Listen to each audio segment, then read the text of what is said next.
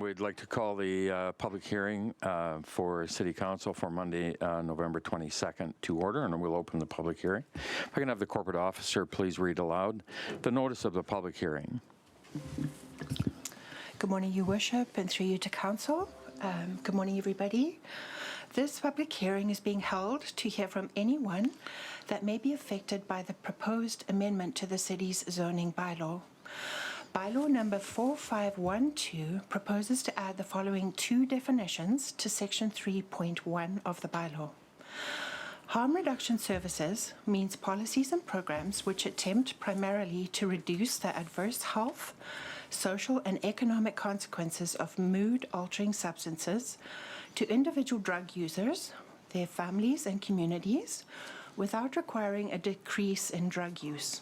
Such services may be managed by provincial health authorities in cooperation with community social agency or non-profit partners that provide designated space, either integrated in existing health or social care settings or in newly established locations. For the purposes of this bylaw, harm reduction services does not include a supervised consumption site.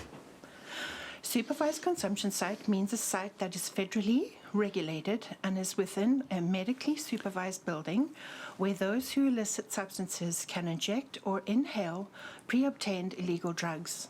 For the purposes of this bylaw, this use includes overdose prevention services. It should be noted that the bylaw will require an amendment prior to consideration of third reading and adoption in order to correct the reference to federally regulated with provincially regulated in the definition for supervised consumption site. Upon adoption of the zoning amendment bylaw, these definitions will allow applicants the opportunity to spot zone their property on a case-by-case basis to allow for permitted use as harm reduction services and/or supervised consumption site. The staff report from the October 25th meeting is also attached to the public hearing agenda for Council's information and reference. The Development Services Manager has confirmed that no comments concerns were received from the RCMP, BC Hydro, Pacific Northern Gas, and BC Transit. There are 5 items of correspondence included on the public hearing agenda, with just one additional item of correspondence which was received afternoon on Friday, November 19th. This late item has been distributed to Council this morning and will be added to the public hearing agenda as a late item. Thank you. Thank you, Joe. And so just to clarify, today is to allow the public the opportunity to provide input into the proposed changes that into the zoning bylaw. And we have a tight agenda today, and we've allocated a half an hour. And so if we end up that we have more requests for time, that we will reschedule a further follow-up meeting to this to allow the public to have that input into the proposal, because we have had 4 or 5 notices, and so we want to make sure that we provide that opportunity to folks. And we appreciate also the clunkiness that exists today with folks trying to appear in person as well as on Zoom. So with that, we have 5 written submissions received by the public notice deadline. Those are included in Council's agenda and on the public website. And our first delegation this morning is 4.1. We have Northern Health's public delegation, Rianne Sanford, regional nursing lead for harm reduction, Dr. Raina Fumerton, medical health officer, and Huckfeather Peterson, the regional peer coordinator. And so with that, I'll turn it over to our delegation from Northern Health. Good morning, welcome. Good morning. Thank you so much. Thank you, really, honestly, Honorable Mayor Bumstead and Council. I'm so grateful that you've allowed us this opportunity to come and speak on this important issue. The purpose that we're here today is really to ask that you consider revising the language in the bylaw as it's been proposed. But furthermore, honestly, we would like for folks to consider that issues related to substance use are still medical issues. And it's important to consider that we really wouldn't see these sorts of conversations related to, let's say, a diabetes center or a cancer center. it's still a medical issue, and we're hoping that it would be considered that there's still quite a lot of stigma when we even have conversations like this, because it's still suggesting that substance use is different and should be, you know, held to a different standard. And we remind people that it still is a serious medical issue for some folks, and that we need those services in place. When we do this work, we often say that we really ask for bravery from leadership, and that's something that makes or breaks whether we live or die in this overdose crisis. And that's complicated because there's so many different views related to substance use, and I acknowledge how complicated and difficult that can be. But the services in place right now would be severely disrupted if the bylaw passed as is, and those services are reversing, 5 to 7 overdoses a day at Snow House. And those are lives that would be potentially lost if those people weren't there saving lives. I think that when people picture a space for drug users, they might picture something pretty negative. But from my understanding, Snow House is filled with art and a sense of community spirit where people who don't feel welcomed anywhere else in community are welcome there. And that's such a beautiful way to lower barriers to care so that folks that are really at risk can, feel like they're part of the community, right? I'm really just hoping that folks will see that this is something that's just so vital for the most vulnerable population in Dawson Creek. And in this experience, I've met quite a lot of people from Dawson Creek, and I'm actually just very inspired by how empathetic and caring and kind people have been. So I feel really hopeful that we're going to see positive change here, and that Dawson Creek won't just be following evidence-based best practice, but they'll be setting an example for communities across BC by making a bold and brave statement that the lives of drug users matter in Dawson Creek. And I'm here with Rianne Sanford, as mentioned, the regional nursing lead in harm reduction. And I'm also here with Dr. Raina Fumerton, who's the medical health officer of Northwest. And I'm going to turn it over to them. Thank you so much for your time. Thank you. Thank you. Thanks, Cockfeather. Thank you, Your Worship and Council. I echo the sentiments of gratitude for being able to speak today. So thank you for giving us this space. I believe a previous overview of the overdose crisis has been presented to Dawson Creek Council in the past, but just to highlight that in the northeast of British Columbia, that health service delivery area currently ranks 8th out of all health service delivery areas in the entire province for overdose deaths. And our health authority, Northern Health, as a whole, is actually second only to Vancouver. In terms of the data, the coroner's data just continues to demonstrate that the toxicity of the drug supply chain continues to get more and more dangerous, and that most people who do overdose die, they die alone, and they overdose alone. So as a result, health authorities across BC have been mandated to implement overdose prevention services within a range of settings to meet the urgent needs for overdose prevention services in the north. And so it's just really imperative that we have the ability to quickly implement overdose prevention services within spaces that are accessible to the people that actually need them on the ground. So having a bylaw that involves a lengthy process to zone a location will undermine our ability to provide this essential health care service to our communities and to a community level response. So I think, as sort of Cockfeather alluded to, I think our primary recommendation is that a bylaw is not entertained for this issue, and that if a situational awareness around where OPS locations are going to be, we can certainly commit as an organization to provide site locations and details moving forward. If council is set on proceeding with the creation of a bylaw, we are here to very, very strongly recommend that an alternate definition be used, a definition based on best practices that represents the service needs of the community, and we would be very happy to share this version with Mayor and Council for your consideration. Thank you so much again for having us here. It's such an important issue.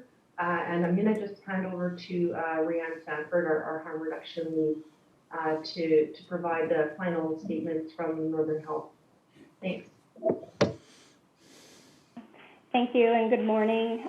Happy to be here, Honorable Mayor and Council. My name is Rianne Sanford. I'm the Regional Nursing Lead for Harm Reduction, and I work with this lovely team here today. Really happy to come forward and just express our desire to work really collaboratively moving forward. My role within Northern Health is to provide direct support and linkages to best practices, supports for those who wish to implement OPS within our region. And shared previously with Council, we have provided a letter of designation in support of Snow House, which is a peer-run organization in Dawson Creek doing extremely vital work. I continue to support very closely Snow House and organizations very similar across our region who are really saving lives at the front line. These services are generally implemented within existing service settings and include a wide variety of partnerships within the community, including housing, community-based organizations, and other nonprofits.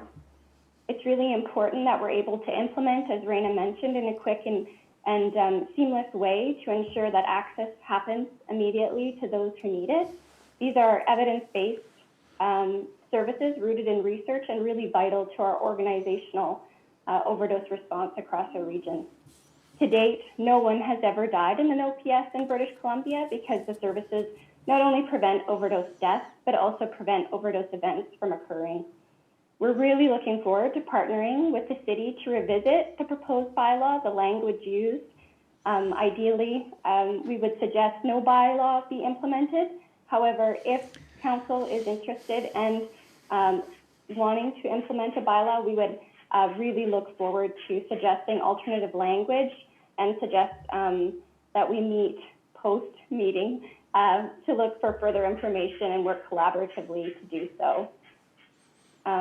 Overall, I just want to thank Council for the time today and really just mention that the peer-led OPS services that are available right now in Dawson Creek really align with best practices, and they are doing a fantastic job, as previously shared with Council. If interested and if there's time, I'm happy to share a proposed definition to replace the current, and I would ask Council if that was okay. Thank you so much, and we certainly would be happy to receive that information for Council to, as part of the consideration process under this. That's what the public hearing process is absolutely about for us, to ensure that we try to move this forward in a way that is the most appropriate and the best for our community. And so we're happy to receive that information and as well have that further discussion if required.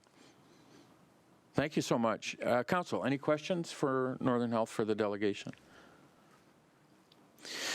So first of all, I want to express our appreciation for all of you appearing this morning and providing us with the overview from your perspective. And we look forward to seeing this move forward in a positive way, and I'm sure we'll be engaging further. Thank you so much. We have our next delegation 4.2. We have Lyric Parnham and Heather Pattison, the Recovery Navigation Support Society for the Narcotic Opioid Wellness for the Snow House. So you can take the chair at the delegation table, Heather, and if you just can introduce yourself for the, if you can just turn on the mic as well when you sit right there is fine. If you can grab a chair and make yourself comfortable, and yeah. Good morning, welcome. It's nice to see you. Thank you. Good morning, Mayor Bumstead, Council. Thank you for having us. I just need you folks to understand how important this line of work that we're doing is to this community. Like our allies have stated, we save lives. We save lives on a daily basis. This is a service, something that the peers themselves had asked for. The community themselves had asked for. This is something that we've been working on for a very, very long time. And everything that has happened with Snow House has been through the pure voice. They've asked for this. This has been nothing that a service provider has said, this is what you guys need, this is where your folks are at. This is exactly what they had asked for. They needed a space that they felt safe. And we have provided that space. And it's a space where they can build capacity and community. The folks, we've been there for a year now, and the folks that we've been serving, they've completely changed in 1 year with what we've been able to provide them. A meal, shower, laundry, be able to check their drugs, to make sure that they're safe, handing out harm reduction. Everything we have done has been harm reduction based. Things that we take for granted on a daily basis, these folks, we can't. We're surviving. And I don't think it's fair that we all have to struggle. If there's something there to help, then let's allow it to happen. I understand you folks we need a bylaw, and I would love to work hand in hand with you folks to create this bylaw. In the peer environment, it's nothing without us. If we're not part of the conversation, then we're not part of it at all. Having peers represent at any table that we can, we do. And to be here as a peer with lived experience, I appreciate the opportunity to present this in front of you folks. But we're saving lives, and I will keep saying we're saving lives. And it's just not anybody. It's your brother, your sister, your daughter, your son. And I don't know if anyone in this room has had the experience of any loss, any loss in general, but in this epidemic that we're dealing with right now, I understand it's 2 epidemics that we're dealing with right now, but one is no more important than the other. I wish we had the same amount of compassion and empathy for the one epidemic as we do as for the other epidemic. So I want to thank you for the opportunity of coming and being able to speak in front of you folks, and I hope in the future we can have more meetings like this. As I said, without us, it's nothing. We're important. Our voice is just as important as anyone else's. So thank you for the opportunity to speak, and I look forward to seeing what happens next. Thank you, folks. Thank you. Heather, good morning. Good morning. Everybody can hear me okay with my Yes. mask? Okay. Yes, I wanna also express the gratitude that we have for being invited to be involved in this process. From the time that folks at the City Hall reached out to us, we have felt that we were reached out to in friendship, in a community spirit, and we've always felt that with our involvement at various tables with the city. The only thing I would like to speak to is the fact that, as Lurk said, we're providing this vital service to the community. I personally became a social worker because I saw the amount of harms that are happening in communities. And I believe that I can do something to help with those harms and be a part of community wellness as opposed to putting barriers up where there shouldn't be any. So I'm very proud of the work that we do at Snow. Like Lyric said, we've changed lives. We save people every day that we're open, right? People who would be using elsewhere, they would be using alone, they would be using on the street, have been able to be saved because they were around other people that cared about them. Other peers are so at Snow House, in case you don't know, we always have a service provider, one of us, as well as a peer working, because we want to teach peers how to be engaged with caring for one another in their community. We want to build their skills. A lot of our folks haven't held a job for a very long time, due to many factors, including their relationship with substances. And so we're helping them to rebuild themselves. And like Larry said, in the last year, we've managed to bring purpose and really rebuild the lives of a lot of individuals, not only saving lives, but also rebuilding people's lives and helping them to be more engaged and more a part of this community. We're not only building our own community of folks with lived and living experience that support one another and save each other's lives. But we're helping these folks who have often felt excluded from their community to be engaged with their community again, to be a part of Dawson Creek, to be vital, despite how they are sometimes treated because of their relationship with substances. So, like Hawkfeather said, I feel the same, that this is an opportunity to really provide an example to other communities. We, having done this work for a year at Snow House, as well as the previous 2 years building up to where we're at today, we've met a lot of folks struggling in their communities. We've met a lot of people from communities, and despite the fact that we're in the, in our 5th year of this overdose crisis, consistently we're seeing communities forming bylaws, forming policies, creating new legislation that prevents these services from happening.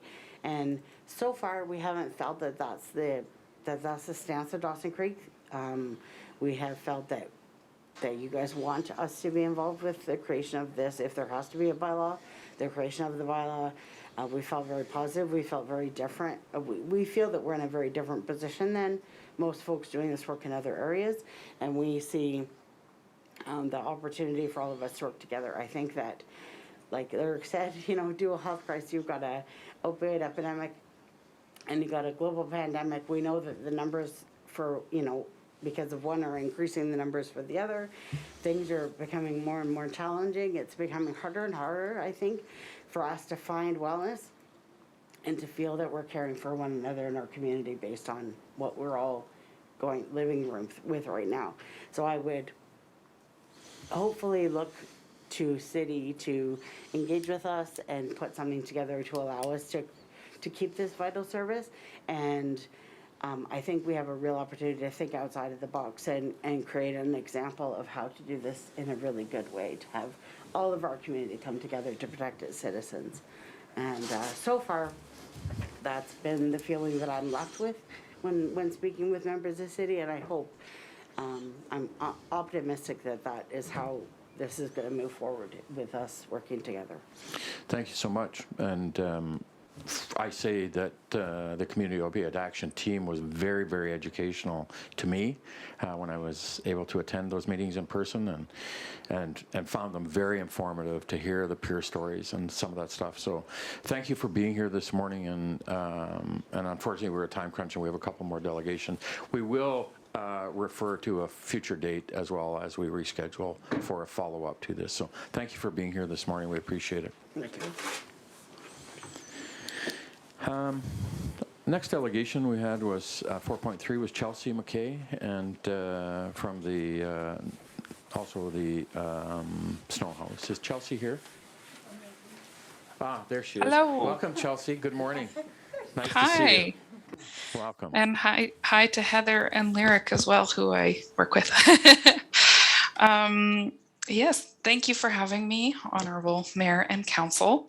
I'm kind of speaking from the perspective also of someone who has worked at Snow House and also from the Community Opioid Action Team. I'm just here to speak about some concerns that I have about the recent zoning bylaws. Because of course, like, Snow House is such a valuable resource in our community, and just anything that felt like it might threaten its ability to run is always a little scary for us. Yeah, I've prepared something to say, so I'm just going to read it. As someone who grew up in Dawson Creek and loves it very much, I am concerned with any bylaw that may strip needed services away from its people. There are already very few resources for drug users in Dawson Creek. Snow House has been doing amazing work in the 11, almost 12 months now that it's been operating. I've been with Snow since the beginning, since its first meeting in October 2019. And I helped to find the space that it currently runs out of. And since we're talking about zoning, I felt like that was relevant. I did a call out on Facebook to get furniture, needed items from my friends and family, and strangers through Facebook contacted me. People donated couches, fridges, shampoo and conditioner, toilet paper, laundry soap, all that sort of stuff. Opening Snow House was a community effort. It's still a community effort. And so it's very important to me that it stay open and that it stay in its current location. I haven't been involved with the talks about the formation of these definitions. And so I don't know exactly the intentions of putting definitions in place for zoning. I just know that other organizations like Snow House have been threatened, as Lyric and Heather had mentioned, by zoning bylaws in the past. And so that's where some of our concerns come from. Places like Chilliwack and quite a few other municipalities in BC have either used bylaws as a way to block OPSs, overdose prevention sites, from opening, or to try to shut them down. So while I understand that the impulse, we often think that putting more legislation in place, or not legislation, but bylaws, more rules in place is a good thing. I would discourage this bylaw from, or these definitions from being necessary. I don't think they currently are. As it could be potentially harmful to members of your own community.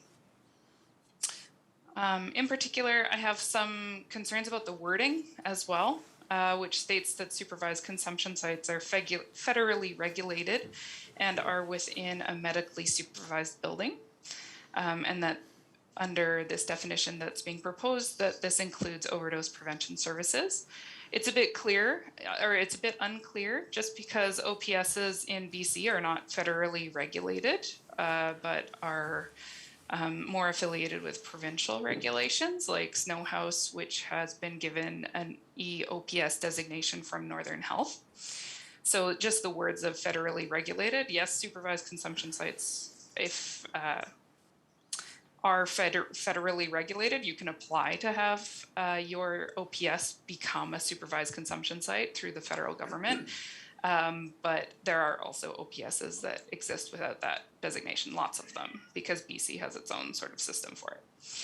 And then the other issue I had with the phrasing was just within a medically supervised building, because as of yet, there's no language in the Dawson Creek zoning bylaws that define what a medically supervised building is, or even a medical building. So I just have concerns that Snow House wouldn't fall under that definition, or that definition might be used to prevent us from doing our work.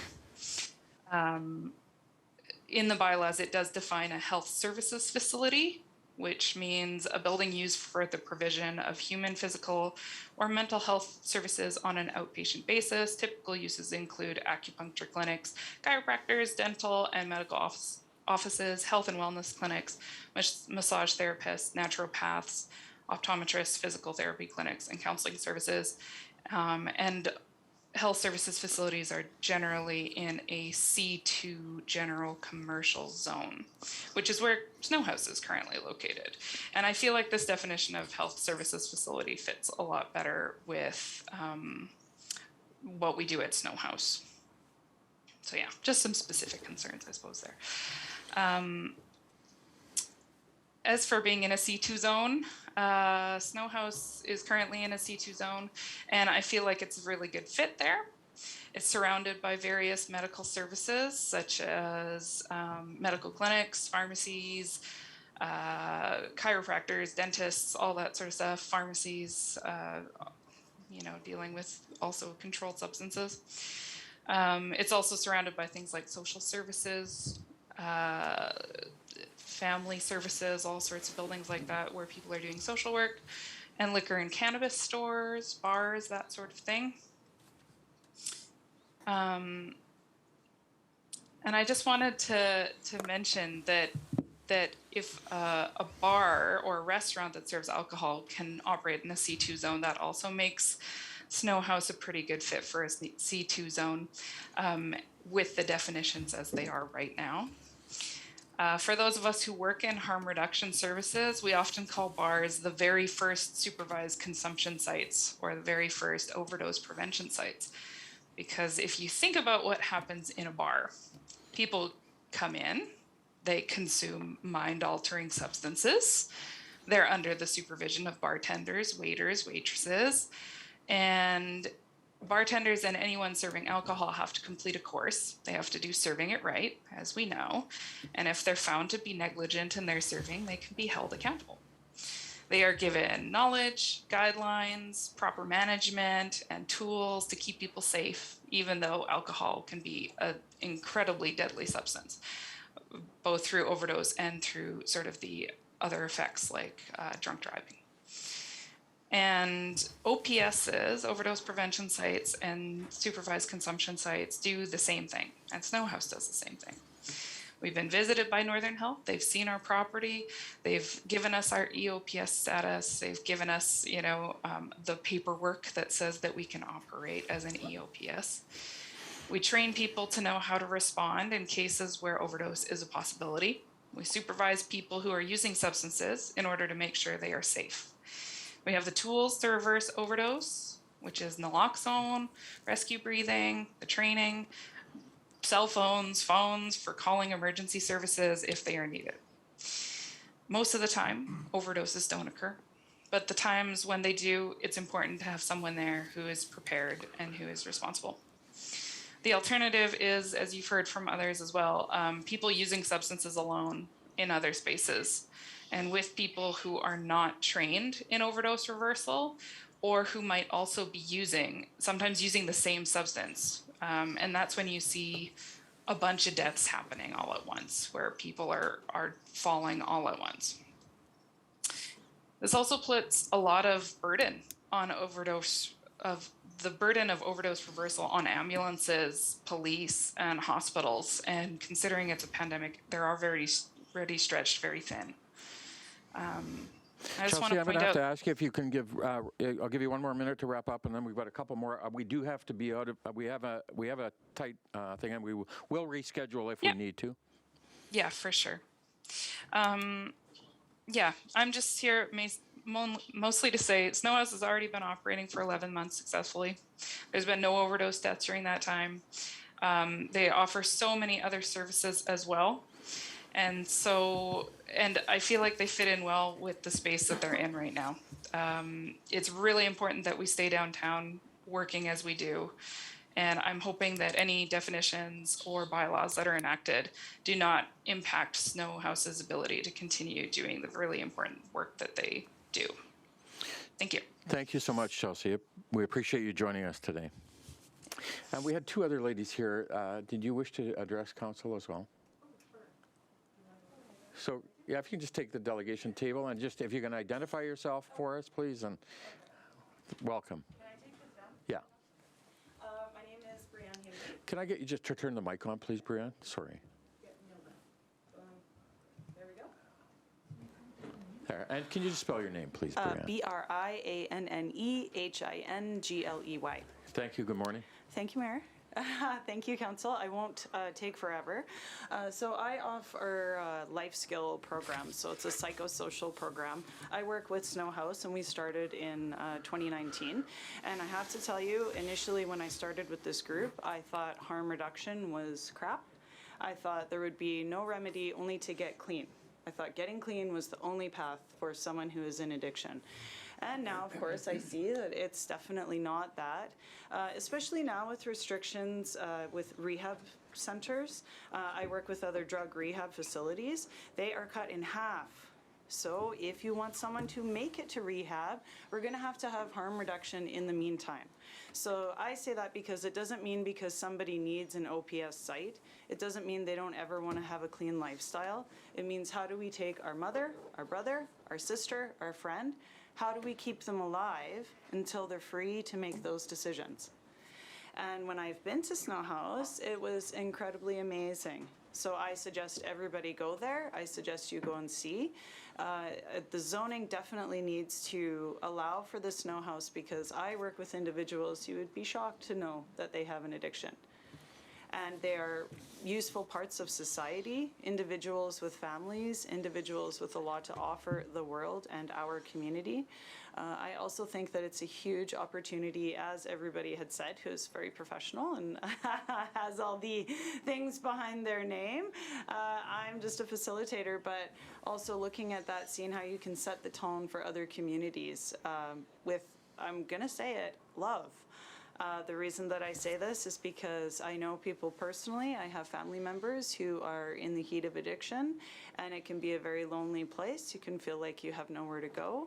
We need to offer the skill and the safety to have these people come forward and be in a safe place to use safely. I can't tell you how many people I have met through so many organizations that say, my daughter died, she was 24 years old, she was all alone. My son died, he was all alone. So at the very least, if we can get people safe, have them taking care of each other in a beautiful way. Like, I've had people ask me, what is Snow House? Is it a senior citizens activity center? I'm like, well, I guess so, if that's where you're at. People don't know. So the stigma, I think, with harm reduction in our community is huge, because if people know that there is harm reduction supply there, it can completely change the way someone views it. Completely. Myself included, when I first started with snow, I felt the same. So just looking at that, I think the city should offer even more education, more opportunities for people to come and help, for people to see. Definitely. That's my 2 bits, sorry. Thank you so yes, much. So hopefully we can have the zoning pulled through, because you know, we have these individuals, we have the need, they need care, and they are human beings, right? We have the human beings there. So thank you so much for Thank you, taking. Brianne. Thanks Yes, for thank coming you. this morning. Thanks, Jenna. I'm just gonna leave it on. Yes. Okay. Go ahead, sure. Good morning, welcome. Good morning, Mayor and Council. If you Thank can you just so much. give your name, please, for us for the minutes. Jana Coleman. I'm here not just for the Nawakan Friendship Center, but also for myself, to show my support. I was very similar to Brianne. I had some not so great feelings about harm reduction when the discussions first began. And I just want to voice my support for the Snow House, first and foremost. They've been doing an amazing job, and we've heard from our clients, you know, just the welcome, you know, feeling that they do have. We're through the planning for the emergency homeless shelter that we have in the works. We're also looking at obtaining some designation, whether it be the OPS site to begin with, and then possibly the supervised consumption site through Northern Health, though. So we would be renting space within the emergency homeless shelter. So we just figured it made sense that it would be at the same location. But we definitely think that there's an absolute need for the Snow House in the community as well. So we don't want one or the other. We need as many harm reduction services in our community as possible. Our whole look on our view on this is that we're trying to meet the clients where they're at. So whether that means whether they're in the in their addiction currently, or whether they're trying to make changes and they falter, we still want to make sure that there's a safe place for them.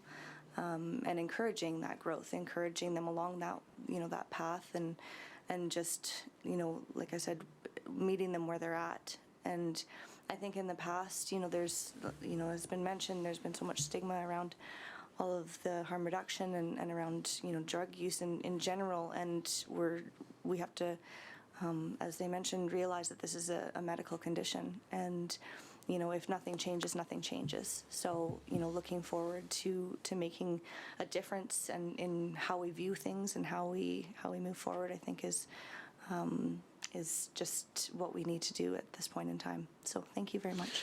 Jenna, thank you so much for being here this morning. Masks, I didn't recognize you. Thank you. And so with that, I'm going to ask that we recess the public hearing rather than close it, because I believe we're going to need to have a further session, and I'm going to look to the corporate officer for that advice.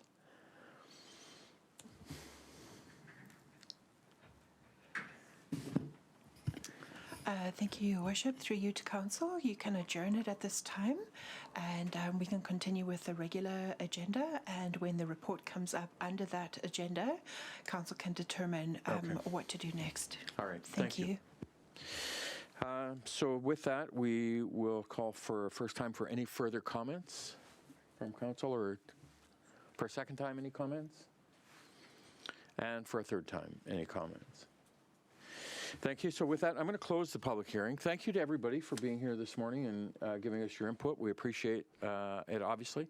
And we will be advising further the next steps.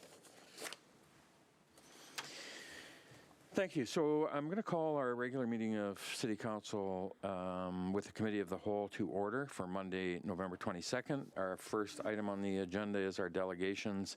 We have our Chief Financial Officer, Flavia, is going to be joining us via Zoom and to discuss the 2022 draft budget report.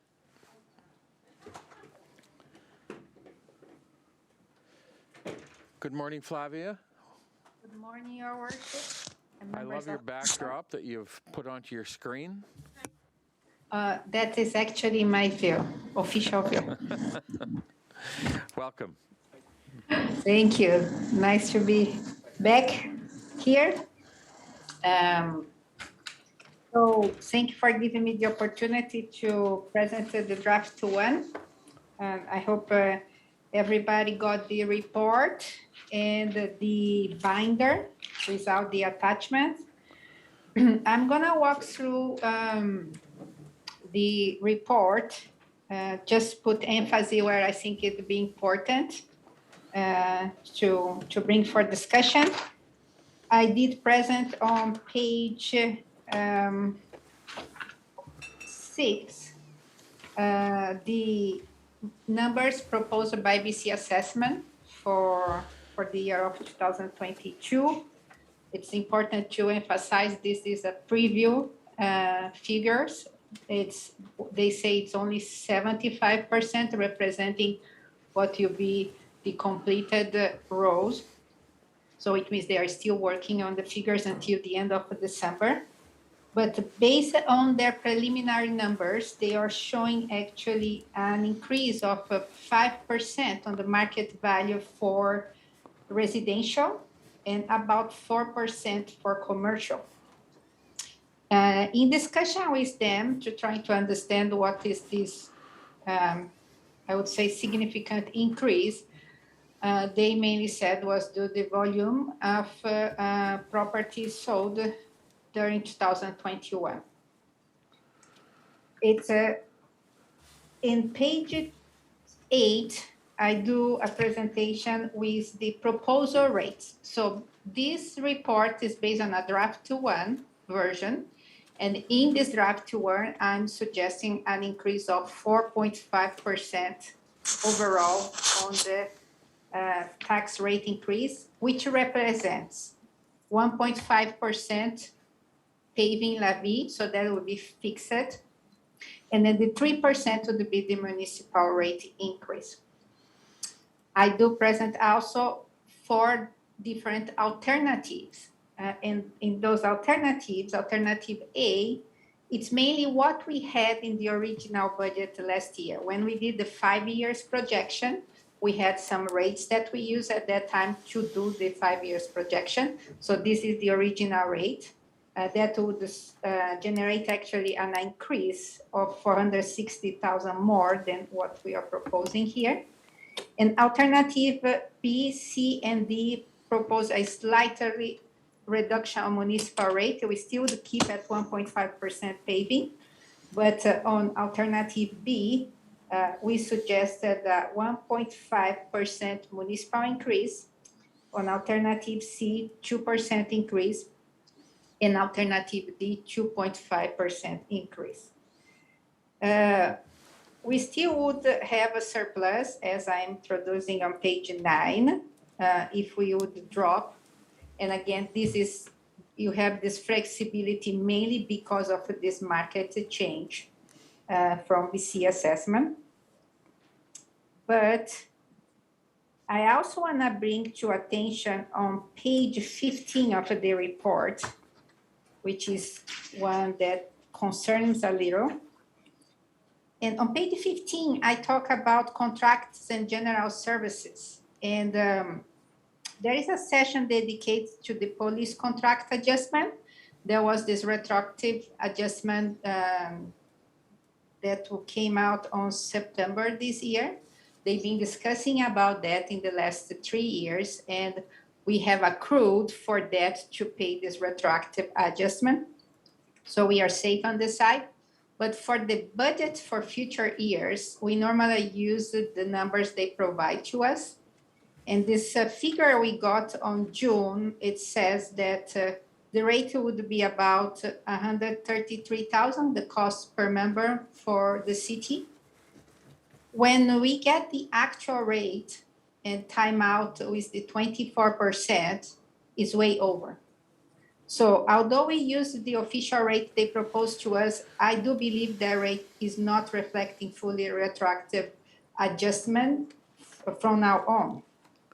So if we would consider those adjustments, that would be an additional 2.6% related on tax increase to pay off this additional cost that's going to come from the police adjustment. Because they are not able to deliver the 25 members as committed, the average the last year was about 18 members. So Dawson is still on a safe side. However, you need to be aware about that. So I just want to bring this to the attention. That's one of the reasons why I proposed 3%, because really 2.6 would be just to cover the cost of police. Regarding to PRA, we're pretty much on the safe side. We maintain the same proposed projection for the last 10 years. We are still set to the goal of rating 70 and 30%, 70% allocated to capital and 30% allocated to operating, including debt servicing. With the current figures, we would be able to reach that goal. Based on the report we sent to them in January, we are still reaching out to their goal of 85% under the terms where the money should be invested, which is discussed on page 11. Overall, I would come just on page 16, I do summarize some of the council's initiative that we reflected here. The whole permissive tax exemption, I think the whole work done by council in the last 2 months of revising, changing the policy, the reflection based on the mill rate of 2021 and the assessed value of 2021 would generated an increase of 87,000 on revenue for taxes. There was also another council resolution regarding the reduction from 7 days to 5 days in the swimming, for the swimming pool. So it generated a reduction of revenue, 167,000, but does generate an increase on savings by reducing the services in 346,000. Another item here that's a long-term strategy that's currently in progress. We did add another 250,000 as a bridging fund because right now I understand and Black can confirm the bylaw, revised bylaw is under progress. This is, we've been receiving this in the last 2 years.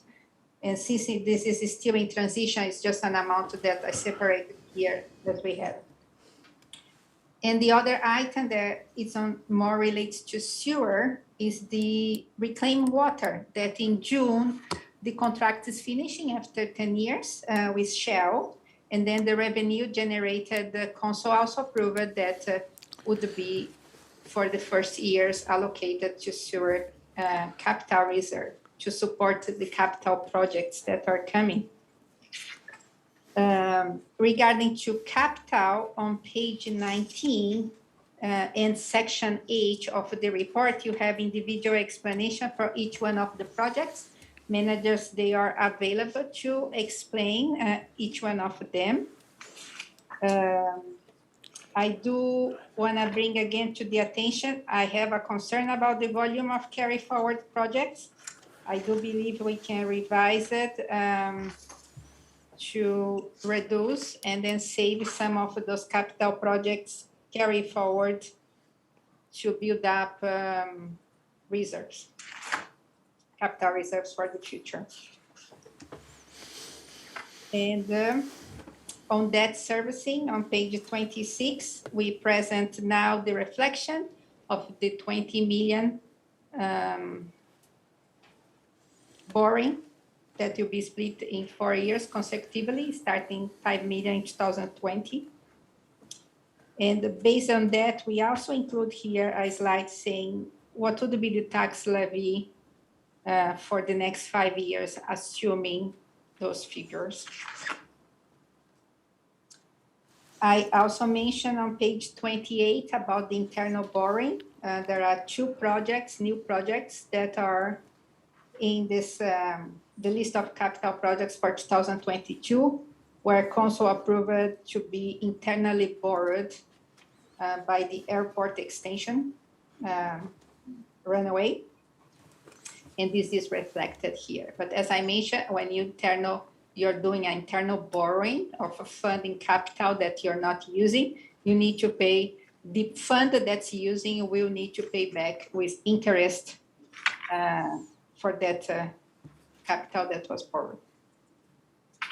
And other than that, I do give as a suggestion the proposal rate of 3% increase and 1.5% paving levy increase.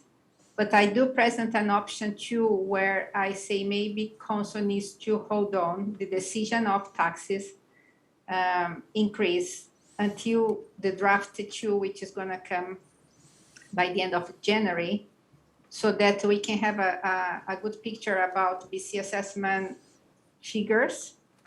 There are 2 cases that are 2 major industries that are still appealing, and it's very close for decision, but they don't know when this will affect the figures, if the decision is favorable to those major industries. The R&P figures, we hope that by January we get the final proposed number for 2022-23. And I'm pretty sure it's going to be higher than what they originally sent to us. So this is what I have for now, and I'm available for any questions. Thank you so much, Flavia. You're welcome. Councillor Parslow. Thank you, Flavia. Whilst I was referring to the actual budget document, and initially they had page numbers on, but the rest of the pages did not.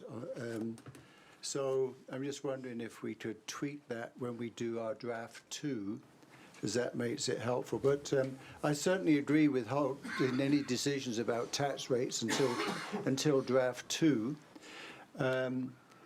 The capital,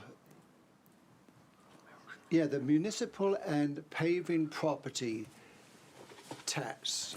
I wanted to ask some questions on that. I'd read this, but then reading it again during your presentation, I realized I didn't understand that. So that, I think, is, where do I find that? Municipal and paving property tax. It would be in your page, in the report issued to council. I It's think on it's page under 8 tab and B, page the 9. very last page. Yeah, Yeah. I just found it.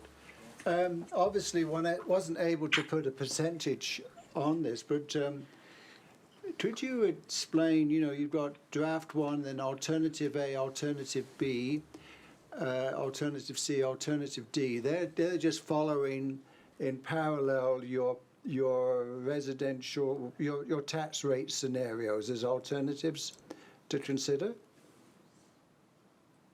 Um, At the Sorry, very I mean- top on the tax increase, property tax effect, and then it's got municipal and paving property tax. Yes. And maybe just remind me what the municipal and paving property tax is about first. What is that Yes, about? so back last year, council approved that we would move from the local service area and start That's to have right, the yeah. paving levy. And the paving levy was dedicated a 1.5% increase on the mill rate of the year before. So what happened is that, so from now on, I always dedicate 1.5% of the mill rate increase to the paving levy. And then the remaining portion is what we call municipal tax. Yep, I've got that. And then the comments about alternative B, C, D, they're just paralleling the options the council will consider later on, maybe in draft two.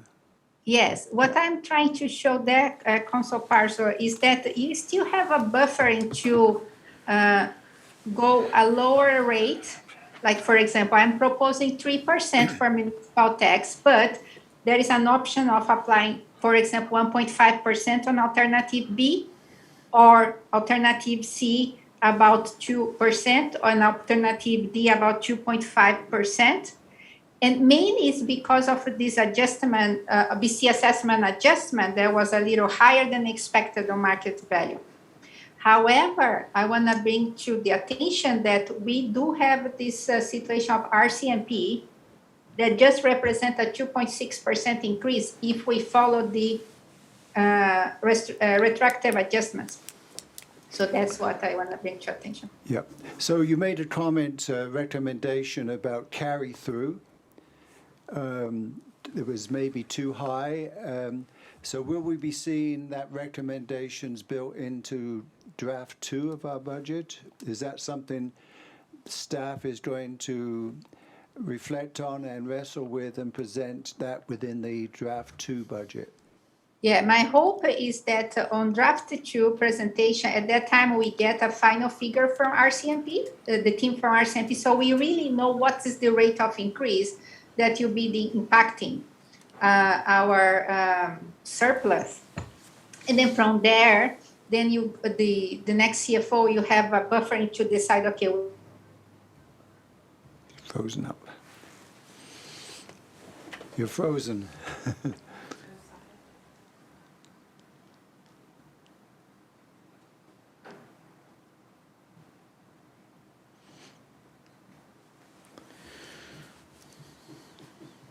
I just have one more question.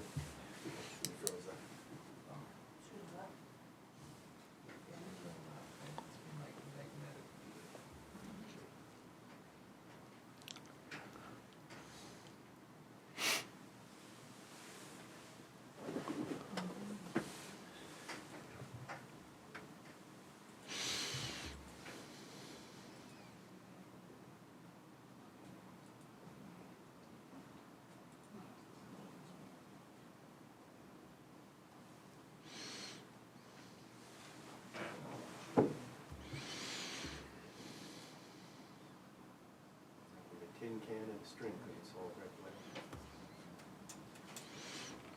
problem. You're awake. I thought you were sleeping. She's making faces.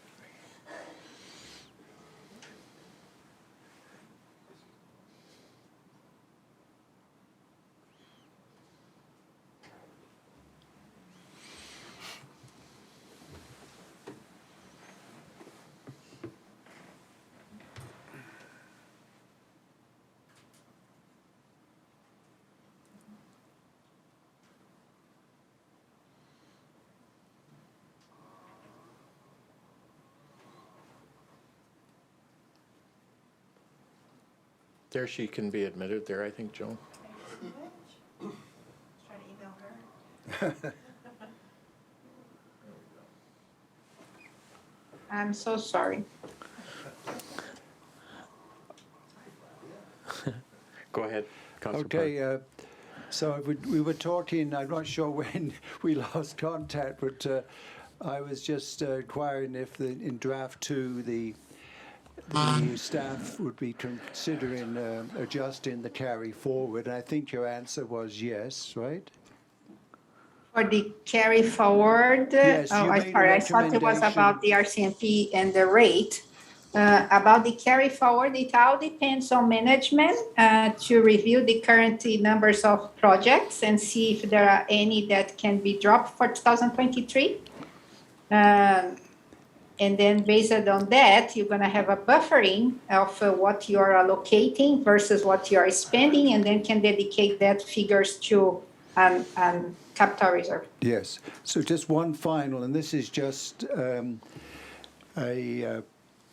thing I'd like to see, and I couldn't find it in the report.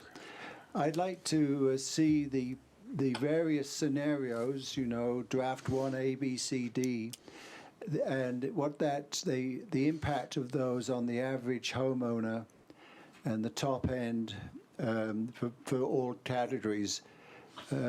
Is that found in the report somewhere? If so, where is it? You as I mentioned on the preview, unfortunately, when we received the preview from BC Assessment, we don't have a breakdown per residences, and so we just have a fixed number. And then on the draft 2, and then there is a very thorough report we prepare about property taxes. Yes. And that was the one we kind of break down per row, the average impact of increase, different alternatives. So that's you're able to see on the next version. Thank you very much, Flavia. You're welcome. Thank you. So I have a couple of questions that I'd like to, I agree with you, Flavia. I think until we get further into January with the assessment role, that would be more appropriate for us to then be able to lock into our proposed mill rates for particularly the residential and the business, which makes up such a big portion of it. The one that there's still not clarity in my own mind about it is the 5% lift in residential and 4% in commercial on the market change, and how that overall impacts the proposed 3 and 1.5% increase that's proposed in the recommendation. So I just need to get some further understanding for that in terms of how that overall increase in assessment is going to, one, impact the check that people write, and then second, that normal transition of the increase that we're proposing in to get to that fiscal future of the 70-30 in regards to that. So that's just a comment to me. I think we need to get that clarity first before we get locking into understanding exactly what that is in terms of the impact to our residents and commercial business folks. I'm really concerned about the police budget in terms of how that's impacting us, and I think we've been honestly buffered because of not being full complement, but to get, if we get to 25, I think that's going to have a significant impact on us, and we're feeling the benefit of it right now by not getting there, but I think we need to have that conversation with Blair in terms of what's the future hold for us in terms of the sustainability fiscally, financially for us of public safety as it relates to police. The increases both in terms of the pension accrual that they've given to us, as well as now the salary and cost adjustments. I think we need to get onto a police audit of what we're paying for, how we're dealing with it, and make a decision in terms of what is the affordability metric for our community, for RCMP. And I just use that as a comment. The reclaimed facility, so in June of this next year, we begin to recoup 10 years worth of operating a facility that really hasn't generated any revenue to us, but will begin to now in a more fulsome way. And I guess the comment I would like to consider is if we take all of the revenue and allocate it to capital, we still, my understanding is it's about $300,000 a year to operate the reclaimed facility in terms of pure operating costs for staffing, et cetera. And should we not consider that we take the first portion of revenue we receive, pop it into we put $3 million into operating this facility over the last 10 years that I think we need to start to recover a little bit. And why would we put all of that revenue that potentially could reduce operating costs into capital when we can recover it into our operating, reduce the overall cost of our sewer and water utility that our residents pay, and anything in excess of our operating, then we allocate into a capital reserve for it. And I just propose that as a consideration. I wasn't at the meeting when that was discussed. Kevin, Flavia, is that relatively accurate in terms of our operating costs?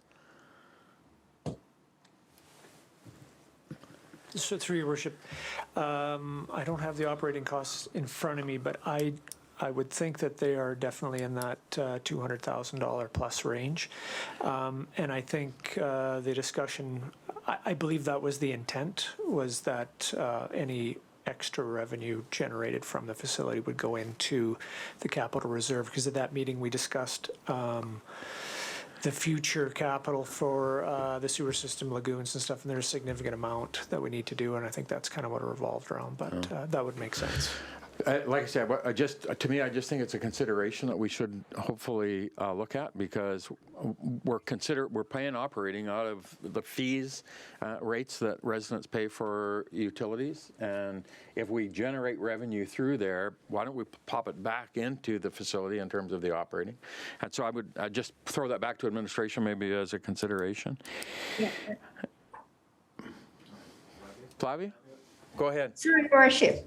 Yeah, just the cost for the water reclamation facility is estimated in about $116,000 for 2022. So just to keep that amount in, that was the cost to run the operation. Okay, thank you. I thought it was higher than that because I thought we had 2 or 3 employees. No, that's the average. Oh, okay. Thank you. I want to ask a question on the tax for the slide that you presented on the I think 2023. You have a proposal of a 3% tax to repay the borrowing for the paving. Is that in addition to the normal increases that we would have in our proposals for tax increases? Through your worship, assuming that there will be no change on the BC assessment based on what is today, so that would be your suggested mill rate increase, which includes municipal and paving. Yeah, it was the slide. Page 27 of the report.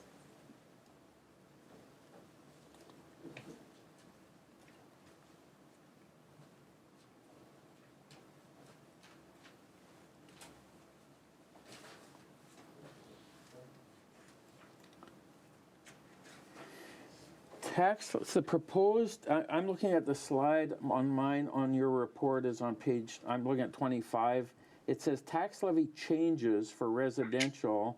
The variance shown above is for the borrowing for the debt servicing. And then the slide below shows residential tax changes in 2021, 6.1, 2022, 4.5, 2023, 3. This table below shows the necessary percentage of mill rate increase before and after the borrowing. So I guess my question is that we would have to have an additional 3% increase in order to service that debt? Yes, for the following year.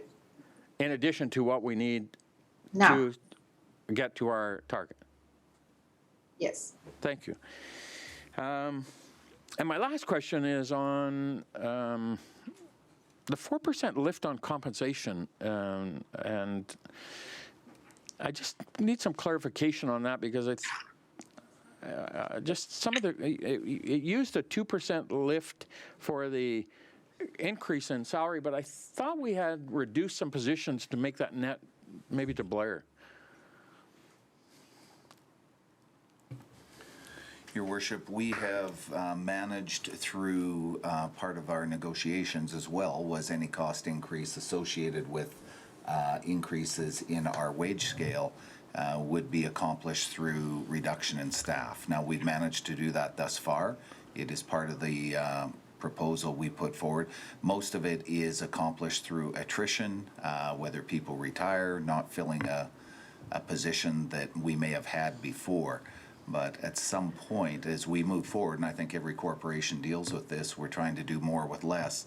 Eventually, we'll do less with less. I mean, there's just no option, and that's not just the city of Dawson Creek. That is virtually every organization that goes down a cost-cutting curve that we're on. Yeah, it was just the, Blair, it was the explanation on the 4% increase. We went from 16.1 to 16.6, and it said the 4% lift 2%. The increase of 4% is related to the adjustment of the collective agreement set at 2%.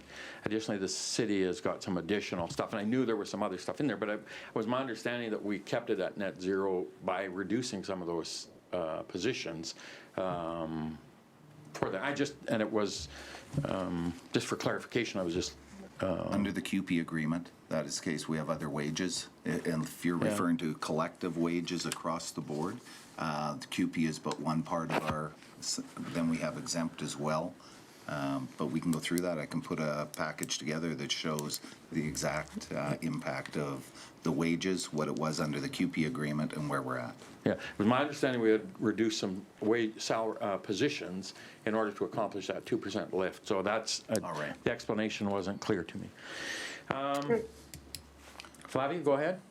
Yeah, I just would like to add two things here regarding to this change on salary. And there is also, we are thinking about CUPE, but there is the fire department union that right now is under negotiation.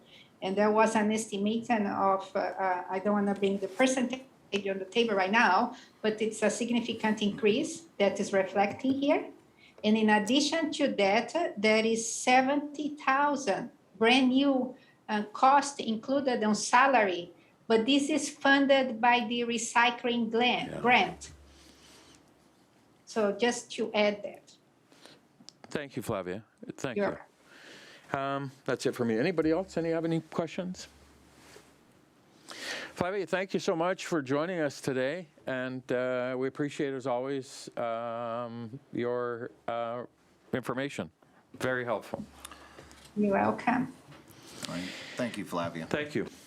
You're welcome. Have a great day. Thank you, you too. Thank you all. Thank you. So we'll now move the, we had a delegation set for 11 o'clock, but because of a family emergency, they're unable to join us. And so we'll move into our late items is the first item, item 3.1. And so if I can have a motion from council to accept the late item for consideration. Councillor Kemp, second. Councillor Earl, all in favor? Opposed? It's carried. Councillor Parslow? Sorry. Yep. Procedural, I thought that sort of thing would require the unanimous consent of all council, even those not present. That we can't add late items unless everyone agrees, not just those who were in attendance, but the entire council. And so I'm asking for clarification. Okay. I believe, but I would look to our corporate, I believe it is the quorum that will make that call, which is members present. Otherwise, you could be held significantly at a duty of not being able to complete your job. So I would look. Thank you, Worship, and through you to Council, I understand that our Council Procedure Bylaw allows for 2/3 vote of the majority to accept a late item. Majority of those present. Okay. Thank you. Okay. Thank you. And so the late item, we have a letter from the city's grant writer regarding a proposal to do a grant for Tree Canada Tremendous Communities Grant. Councillor Parslow? Yes, I move the resolution as presented that the City of Dawson Creek supports the grant application to Tree Canada Tremendous Communities Program of $10,000 for replacement street tree plantings in the downtown core of Dawson Creek. Thank you. Do I have a seconder? Councillor Kemp. Questions, comments, Council? Councillor Javetkov? Yeah, I just wondered if that grant is just specifically for trees along the street, or is it sort of a generic grant for planting trees anywhere in the municipality?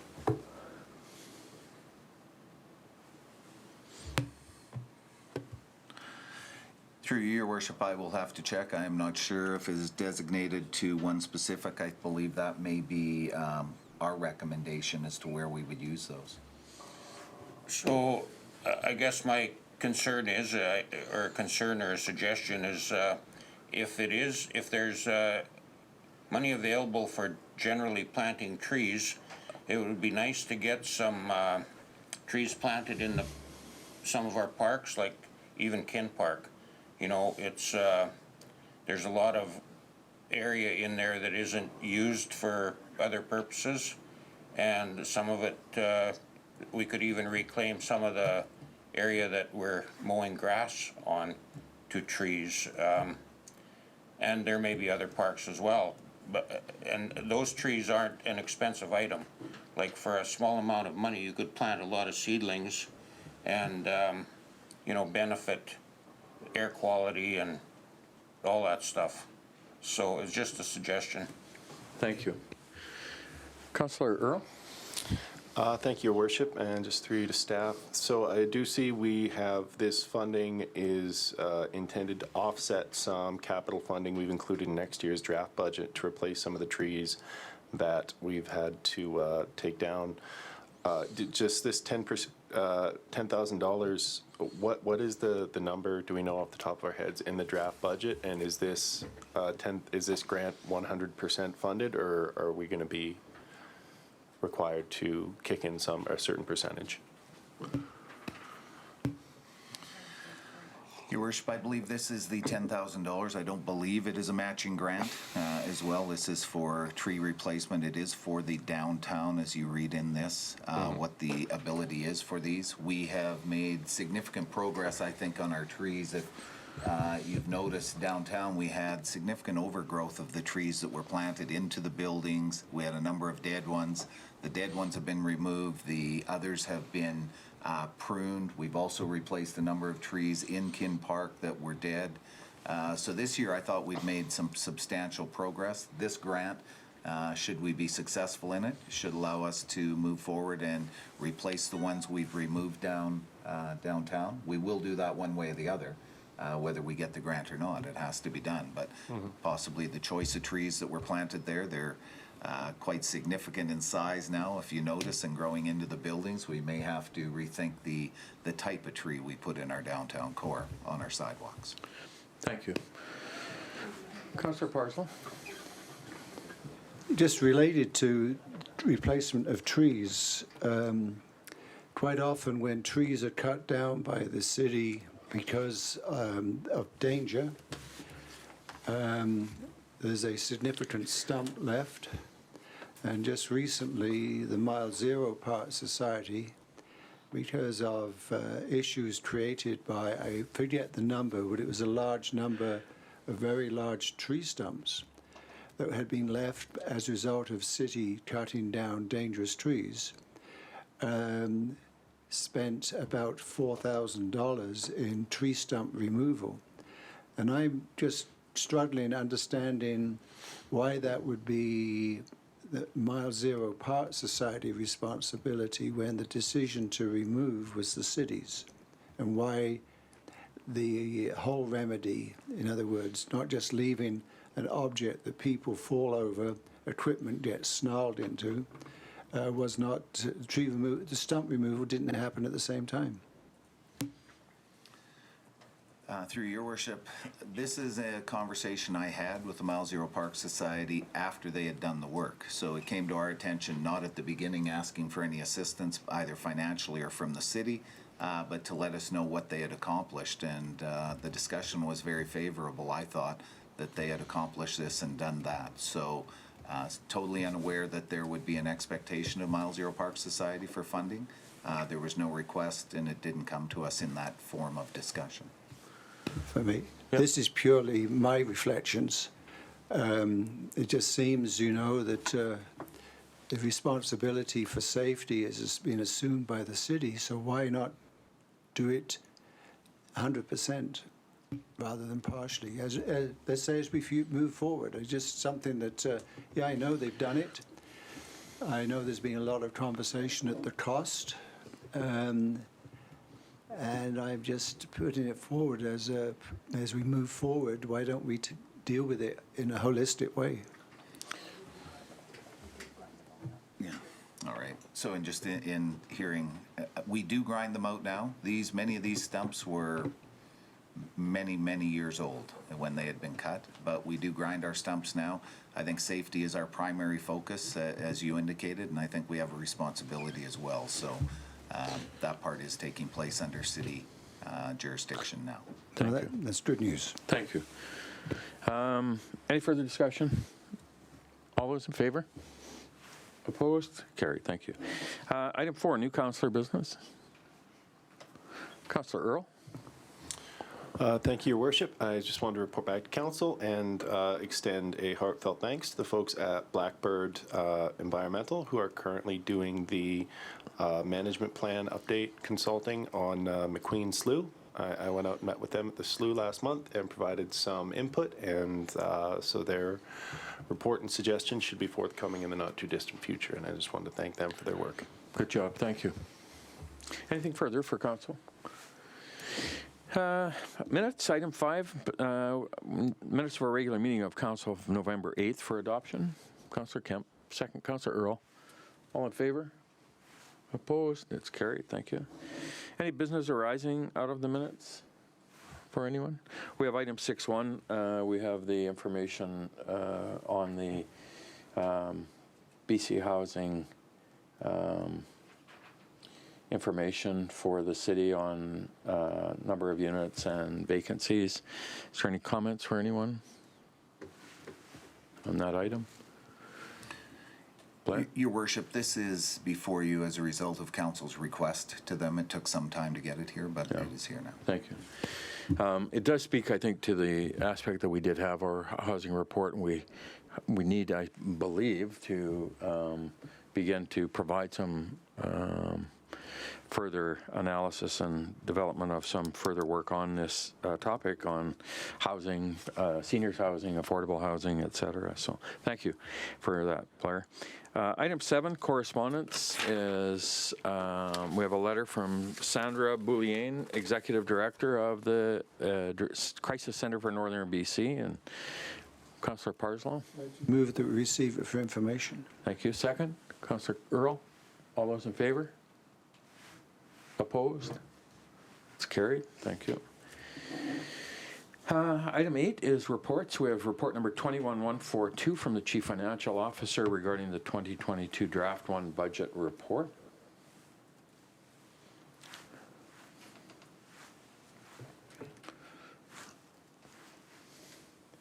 So, Councillor Javeka. Receive for information.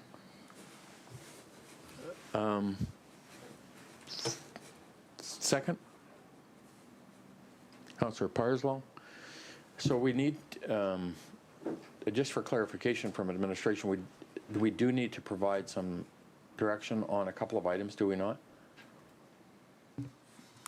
Through you, Your Worship, the recommendations as contained in the CFO's report are contained there. So it's really your wish as to how you would like to proceed. I will get them for you, bear with me. The one that she recommended was not setting a tax rate under draft 1 as a result of the 75%. Bear with me, the page 29.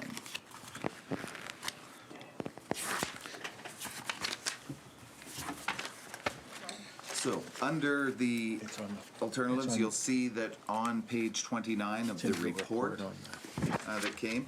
The book is different. I note that councillors, there is a report that came. So I confess I have not read what's on there. I thought this was the document and it had a recommendation to receive for information. So two recommendations really is what has been presented by your CFO, and it would be council's wish if they wanted to move on those recommendations.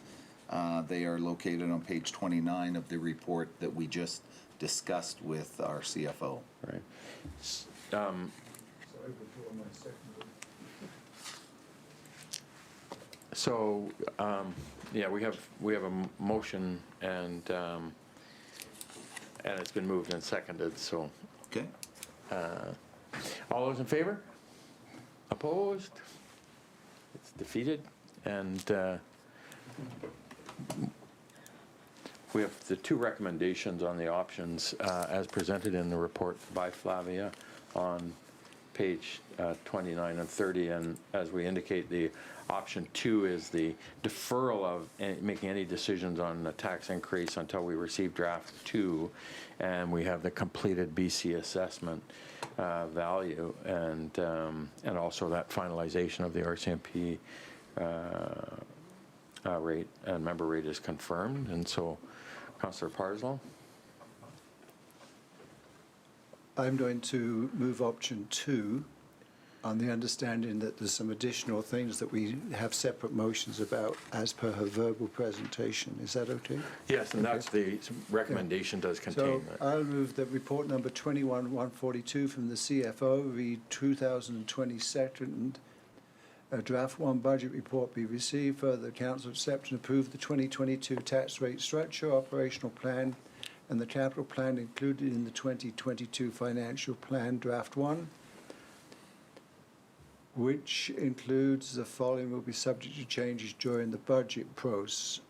And I'm going to elect for option 2. Yes, please. The decision of the proposed tax increase will be deferred until the draft 2 report is included and the completed BC assessed value is issued and the final RCMP members rate is confirmed. Second, that the 2021 Peace River Agreement allocation to capital will be 48% with EP allocation. Question is, should that be 2022? Just moving on. All the water and sewer rates will increase by 2%, which reflects the new policy. And finally, reduce the city operational budget by $356,000 as per council's initiatives identified in the report, and increase general revenue by $170,000 and sewer revenue by $413,000. Thank you. Do I have a seconder? Councillor Earl, discussion? Councillor Parslow? Well, question, the second bullet reads the 2021 Peace River Agreement. Is that correct? Should that be 2022? I'm just not sure. I believe it should be, Your Worship, and that may be a typo. I'll We'll make correct that correction. Okay, thank you. Thank you. So anyway, this reflects in part our discussion with Flavia over the Zoom, and there are additional items which we will deal with separate recommendations. Thank you. Further discussion? I have two comments, I guess. I just want to make clarification on the reclaimed water because it says the water and sewer rates will be impacted. And does that reflect that potential for the reclaimed water revenue being received to operations versus, and the question I'd asked about that. So maybe if I can just ask for clarification on that because this motion doesn't, I'm assuming sets that direction in place, and I don't have clarification on that. No. Through you, Your Worship, I believe the revenue that we may recognize as a result of taking over the reclaimed water is not built into this under the operational cost. It would be, as we've talked about previously, the opportunity to either look at capital reserve, but with your comments earlier, to say we should use a portion of that to offset some operational costs within that utility. That may have the opportunity to adjust that rate increase that's being referred to, but we will bring that back for draft. Yeah, I wouldn't mind, well, just for clarification, and if it does require an amendment, then we can amend it at a future time as well. Very much. Yeah, thank you. Anything further? Councillor Earl? Thank you, Your Worship. Just to the point made previously, I'm happy to explore the sewer rate reduction as a result of being offset with the water reclamation, but I would like to see with that information because I know the amount of water we use year over year is very, very variable, and that is one hesitation I'd have to building that revenue into the operational budget, is it might not year to year be as reliable as we'd like it to be. So I would want to see the variation we've seen over the last 10 years, just so we can gauge whether that's something we want to pursue. Thank you. Certainly. Thank you. I don't think we've ever had a year where we our revenues wouldn't be under $1 million, $1.5 million. We haven't had a year where we haven't sold anything, right? That Shell haven't utilized at least a good portion of their annual allocation. And if we're talking $100,000 or $200,000, it's very, very minimal in terms of potential of it. If they took 4,000 cubes or 4,400 cubes a day at our current rate, it's over $5 million in potential revenue if it was fully consumed. So, yeah, but yeah, good point. We'll make sure that it covers it off. Thank you. Any further discussion, comments? All those in favor? Opposed? Carried. Thank you. 8.2, we have report number 21151 from the Chief Financial Officer. Sorry, Councillor Parslow. Yes, I thought there's a couple of other recommendations that Flavia made that were not contained in this recommendation. So I'm thinking about the carry forward as an example. Do we need specific motion? All right, and thank you through you, Your Worship. So the carry forward is one we engaged in. It is the amount of projects that we take on behalf of the city, some of which don't get completed in the year in which we budget for them. So there's a carry forward. The concern has been the significant amount of carry forward. So as we look at the capital budget this year, we have to conclude last year's that will be brought forward, which is the existing year we're in. But as we move forward, the discussion with our administrative staff, our senior team, has been that let's make sure we don't overemphasize the capital, if I could use those words, so that we put so many projects in that they can't be completed. So when you look at the existing capital that we've just gone through, we are looking at that. And our senior team is well aware that we're going to try and ensure that the projects that are put in and adopted by yourselves under our capital program are able to be completed in the fiscal year 2022 versus carry forward. So it becomes an operational presentation to yourselves for the capital budget, which is in both the report and the binders that you have. So if there are projects in there, I believe we can get these done. But if there are projects that council has looked at and says, we should talk about this one, we're happy to do that, but I will ensure that the work we've put forward, if it can't be done, we would withdraw some of those projects. Right now, we believe we can. Thank you. 8.2, we have report 21151 from the Financial Services Manager regarding the spring 2022 long-term debt. Councillor Kemp.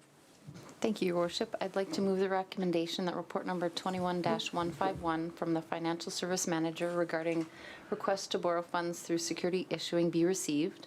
Further, that Council approve borrowing from the Municipal Finance Authority of British Columbia as part of the 2022 spring borrowing session, $5 million as authorized through loan authorization, Capital Paving Program 2022 to 25, bylaw number 4503/2021, and that the Peace River Regional District be requested to consent to the city's borrowing over a 10-year term and include the borrowing in their security issuing bylaw. Thank you. Do you have a seconder? Councillor Parslow, discussion? All those in favor? Opposed? It's carried. Thank you. 8.3, we have report number 21164 from the corporate officer regarding our community awards policy, and this is the policy that allows us to have those, both the nominees as well as the winners come to council for the awards presentation. And with COVID last year, we had to amend it. So, Councillor Earl. Thank you, Your Worship. I'll move the recommendation that report number 21-164 from the corporate officer regarding community awards policy be received. Further, that the awards presentation section of the policy be waived for 2021 due to the restrictions on large gatherings during the COVID-19 pandemic. Further, that the 2021 nominees be invited to attend a Facebook Live event held from the mayor's Facebook the mayor's Facebook page where the award winners will be announced, and further that only the 2021 community award winners be invited to attend the following council meeting to receive their awards. If we can just modify that to the city's Facebook page. That's why I paused there. Pardon me. Do I need to Just- restate that? Or? We'll correct the Yes. wording. Thank you. Thank you, Councillor Earl. Second? Councillor Kemp. Discussion? All in favor? Opposed? It's carried. Thank you. 8.4, we have report number 21158 from the corporate officer regarding the grounds lease agreement with the South Peace Senior Citizens Association, branch number 74. Councillor Earl? Oh, sorry. My mic was still on from the last thing. Did you say Sorry. I'll move the recommendation that report number 21-158 from the corporate officer regarding grounds lease agreement, South Peace Senior Citizens Association, branch number 74, be received. Further, that the grounds lease agreement dated for reference October 28, 2009 be renewed for a 5-year term effective October 21st, 2021 through September 30th, 2026. Thank you. Do I have a seconder? Councillor Kemp? Blair? Your Worship, maybe just for clarity, so the public watching and so on, this is a unique situation where the Seniors Association owns the building, but it is sitting on land that is owned by the City of Dawson Creek. So we have entered into a long-term lease so that they can do the business that they do with the seniors. Thank you. Further discussion? All those in favor? Opposed? It's carried. Thank you.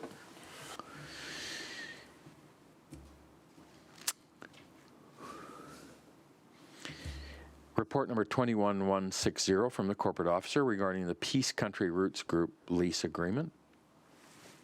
Councillor Kemp? Thank you, Your Worship. I'll move the recommendation, the report number 21-160 from the corporate officer regarding Peace Country Roots Group lease be received.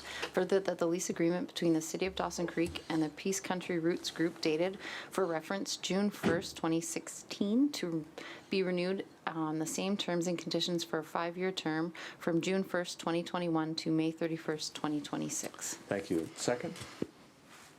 Councillor Parslow. Discussion? Councillor Parslow? I'm just intrigued in the background here. It states that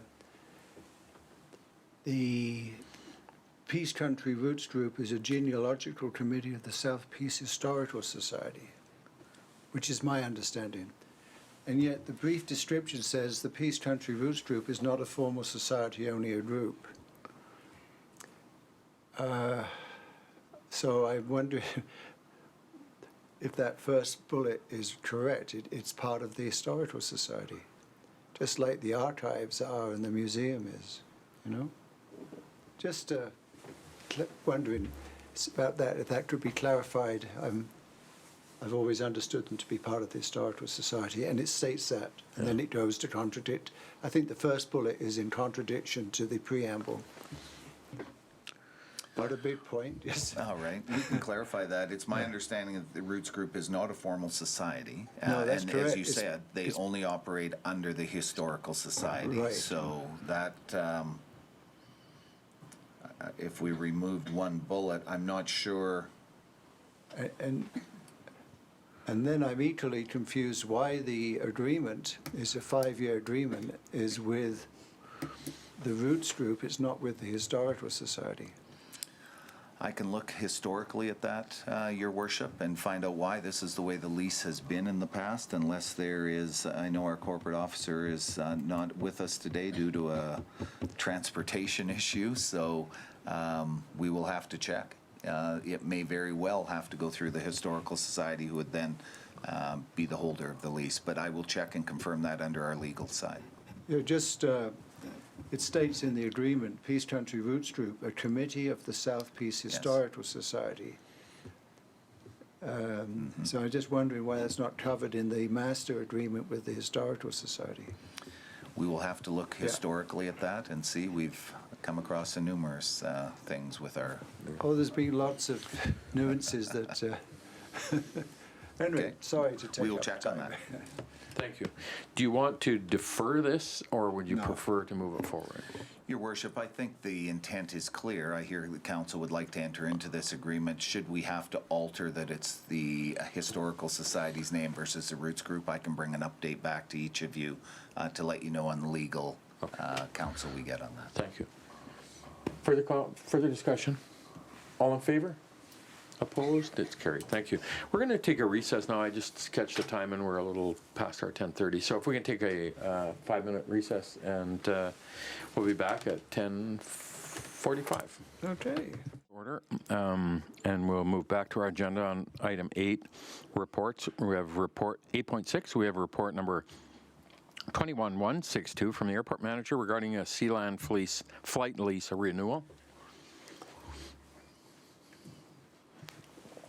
Councillor Parslow. I move the recommendation that report number 21162 from the airport manager Sealand flight lease renewal 2022 be received. Further, council approve a 1-year lease beginning January the 1st, 2022, including room 206 and room 210 in the airport tower for $6,069 and 4 parking stall rentals for $489.60 for a total annual fee of $6,558.60 plus applicable taxes.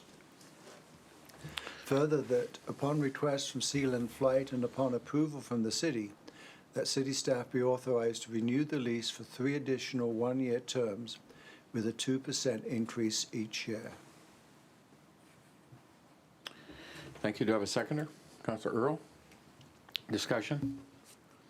Blair? Your worship, this is the flight school that came to us last year and did very well. There was significant uptake in the services they provide. They were very happy with the service they received at the airport, and hence they are back for not just this next year, but I believe for the long term for our airport. So just a quick update on that. Thank you.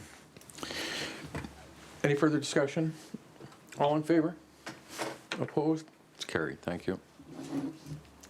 8.7, we have report number 21169 from the Development Services Manager regarding Camps Cuts yard maintenance request to allow third-party advertising.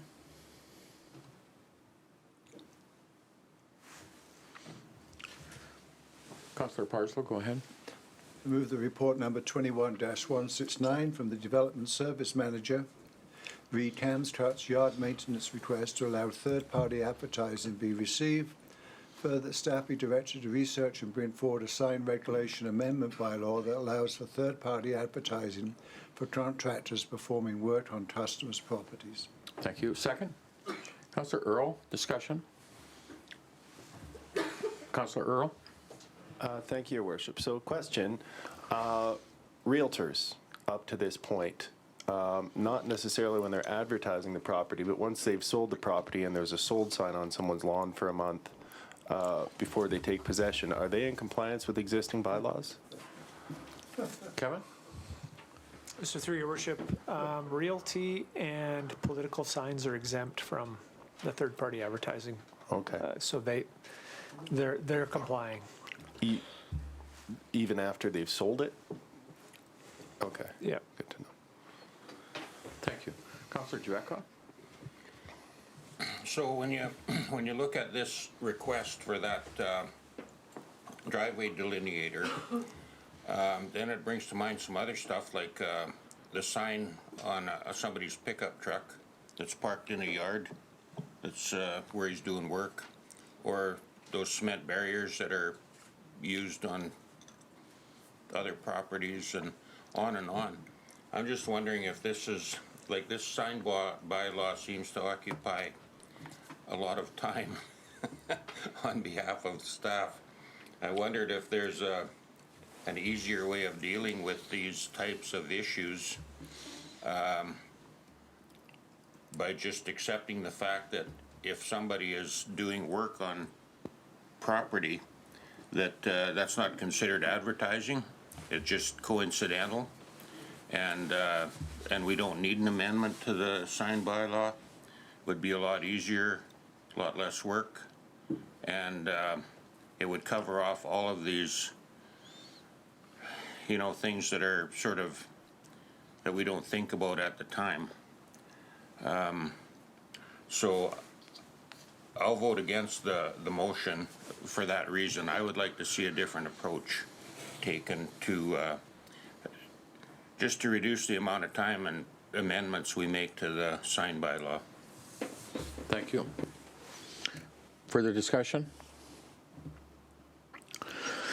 Yeah, this one, when it came to my attention as well, was a little bit, I completely appreciated how it impacts and how it is impacting and being impacted by our sign bylaw. But as Councillor Javetkov indicates, it's a big, big topic when you look at the number of incidences of impacts to it. So we appreciate the complexity and look forward to how we can further improve the opportunity. Further discussion? Ready for the question? All in favor? Opposed? It's carried. Councillor Javetkov opposed. Item 9, bylaws. 9.1, Council Procedure Amendment Bylaw number 4510, 2021 for consideration of adoption. Councillor Parswell. I move that we adopt this bylaw as presented. Thank you. Second? Councillor Earl. Discussion? Just Yep, go ahead. a comment. So this is, I take it as housekeeping because we don't have any procedures concerning the electronic convening of a council meeting. So I think this is just us keeping up with technology and how it may be used. Right. Is that correct? And the electronic voting, I think, as well? Yeah. Yes, that is correct. It is a housekeeping issue to our bylaw with the new system that we have put in council chambers. So it deals with the electronic voting that will be forthcoming soon. Yeah, wasn't that grabbed my attention? It was number B, a regular council meeting may only be conducted by means of electronic or other communication facilities where council has at least 72 hours in advance of the regular council meeting passed a resolution directing that the regular council meeting be conducted by means of electronic or other communication facilities. That was the thing. I said, yeah, that's sometimes when, you know, we want to help something we need a council meeting that we could all be gathered at home and you wouldn't have people being asked can they attend. You may have the whole council having a meeting by Zoom. For sure. Which is, I thought, great. And certainly this new medium for us in terms of Zoom and Teams and all of the other stuff has allowed us to react and respond appropriately to our protocols and procedures by doing that. So it's just a good update to it. Further discussion? All in favor? Oh, sorry, Joe, did you want to say? Go ahead. I just wanted to add, thank you, Your Worship, and through to Council, just that bylaw amendment is compliant. All local governments across BC have been making changes to their council procedure bylaw. The community charter previously allowed only for special meetings to be held electronically. And now, subsequent to the pandemic and the bill that was introduced when the pandemic happened that allowed for electronic meetings to happen for regular council meetings, that bill is passed and the community charter was updated. So we were updating our bylaw and amending it just to comply with current legislation. Thank you. Thank you. Thank you. Any further comments? All in favor? Opposed? It's carried. Thank you. 9.2, we have report number 21165 from the Development Services Manager regarding zoning amendment bylaw 2105, bylaw 4512 for consideration of third reading and adoption. So I'd like to ask, we've received now some input and also some suggestions from the bylaw, some potential modifications to the wording. Blair, can you give us view on that? I don't want to go down this road, and we also had some other delegations that I had understood were wanting to present as well. All right. Well, thank you, Your Worship. People did have until 8:30 this morning to get written information in, and correct me if I'm wrong, Joe, but so that occurred. You also received a handout this morning, I believe, that would be fair to say that you wouldn't have had the time to go through that document in order to make a decision on this public hearing at this point for third reading and adoption. So if there are other things, and we heard that they would like to be engaged in changing some wording, and I would look to Kevin on this. What I will point out, though, we did refer this to Northern Health earlier. Somehow they either chose or didn't go to the right people. But we send these out well in advance to get this type of feedback. Unfortunately, we didn't get it until just now, which puts us in a position that if we want to entertain changing wording and so on, we would have to go back to another full public hearing and start over, because that would change the actual request under our bylaw, what we're proposing.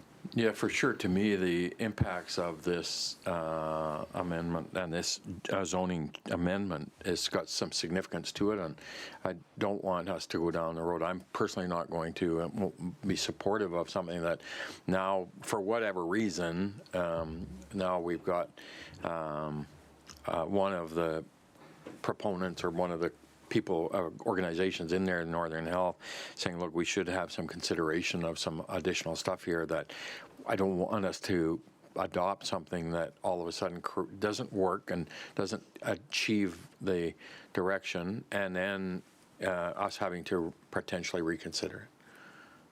And just based on what I heard this morning.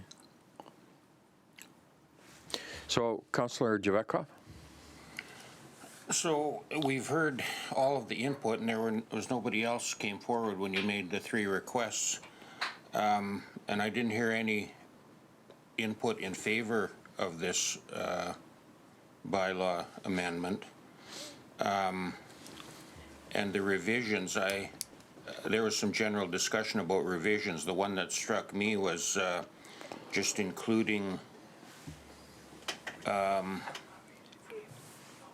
provisions for this use under the, well, let's call it the medical, but I think we need to, whatever that category, just including that, which would, to me, it seemed would cover the whole issue off.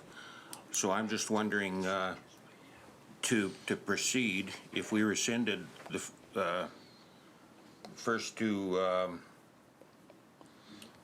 steps in this bylaw amendment and then start from scratch, if that would be the appropriate way to go. So to administration, to our corporate officer. Thank you, Mayor, and through you to Council. Council can decide to quash the bylaw as it currently stands and request report back from staff on the input that was received today and proposed text changes, whether those are required, or Council can stop at second reading as it is today, and in consideration of the input that has been received, it could decide to make the necessary changes once considering all of Northern Health's input and the written submissions received has taken place, and then hold another public hearing to garner public support for the proposed changes as amended and continue to third reading. You can either stop where you are today and do the changes and go back to public hearing, or you can quash the bylaw completely. Yeah. Councillor Parslow? I'm just worried about a procedural thing here. If we are going to have further public hearings, then I think we should cease all comments and just schedule that extra public hearing. If we're not, we could then act as you have just outlined, one way or the other. But do you see, are we rescheduling another public hearing? I think the discussion right now is providing direction to administration that we've heard from the public hearing. We're suggesting that we want a further consideration of what we've heard today, and provide that direction to administration to bring that back to us, at which time we will then hold a further public hearing with the recommended changes. Blair? Your Worship, I think that would be very close. I think what we would do is if this was deferred and we pursued the discussion that was put forward today from the people that spoke to it, we could then bring back a further report that would state the bylaw as presented is satisfactory, or we have proposed changes, at which time we would defeat this and move to a new public hearing at that time. If that helps. Okay, so we're not going to have any further public hearings, so I'm comfortable. Until, if you so choose, you could. Yes, so, well, I'd like to make that we have no more public hearings about the bylaw that's before us, and then I would make, or someone can make a motion about the direction to staff. But I'm just worried if we say, well, let's have another public hearing on, let's say, Wednesday, we shouldn't be having any discussion right now, as I understand procedures. Yeah. So I'm saying, I'd like to move that we have no further public hearings and provide direction to staff based upon what we've heard today. And then we can make some direction. We want to bring back that consideration of those recommendations from the parties who presented today for council's consideration, and we will then decide if we're going to move forward with that. And if we're going to, then we need to call another further public hearing as a result. Yeah. So that's a direction to administration. That's fine. And you're making that by way of a motion? Absolutely. Thank you. Got a seconder for that? Councillor Earl? Councillor Earl, did you want to speak to that? Good. Councillor Parslow? Well, I'm very much, obviously, I have made a motion that I really didn't believe in because of just getting it on the table. To be honest about this, I was caught short on this topic. I did receive correspondence from a legal entity whose name I've gone and forgotten. Did every council member get that? And then I saw it on the agenda, and so my question is, what led to the bylaw being formulated? What necessitated this bylaw? Kevin? Yeah, through your worship. So this all started with a conversation with the Nowickan Friendship Center and them looking at doing some recovery. I can't remember the words exactly in front of me, but them doing something on their site. So at that time, we were looking at zoning and trying to figure out, well, and the realization or our interpretation at that time was we don't have a definition, we don't have a permitted use, we couldn't make it fit, so we thought logically the only way to do that would be to go through a process, develop some definitions, and so that's kind of how we've got here. It was based on a conversation we had with them early on, a few months back. Mm-hmm. Thank you. Well, Go ahead. The last comment is I certainly concur with the notion that this should be treated as a medical issue, and I appreciated very much almost, not everything, almost everything that was said by our delegation. Thank you. Councillor Earl? Thank you, Your Worship. Yeah, I did get the impression, based on some of the presentations, that there maybe were some assumptions made about what was motivating this. This was initially intended to facilitate or provide more tools for harm reduction in our community. What if my recollection serves? So it was a little surprised at I appreciate the wording wasn't what some people were looking for, or maybe this wasn't the means to achieve what they were looking for. But I do think if anybody follows up and follows the trail of breadcrumbs back, they'll see this was initially intended to help, Councillor Parslow's point, facilitate the ability to treat opioid addiction as a medical issue first and foremost. Thank you. Blair? Your Worship, just following up on that, on what the councillor has spoken about, it was very much an effort to try and allow a permitted use within our zoning requirements for this to continue on. There were a couple of writing submissions that indicated they thought this may, in my interpretation, I think it's fair that this may be an effort to quash the service that they provide, when in fact it is just the opposite. This was an effort by yourselves as mayor and council to try and make this work in our community and find a way that it would fit, and which zoning would it fit in, and it would be a spot zoning requirement. So today's public hearing was very much effort to try and hear from the people on that. And as I indicated earlier, we had heard from Northern Health, but certainly long after the referral, and thus the presentations today that they brought forward. Yeah, the snow house, in terms of, now, once the zoning changes, that council you can't presuppose the zoning, and that's their worry, I'm assuming, is that if the zoning changes, they have to apply for it and get it approved, and if it doesn't get approved, then they would not be allowed to continue to operate. So I think that's the issue, right, for them. Councillor Javetka?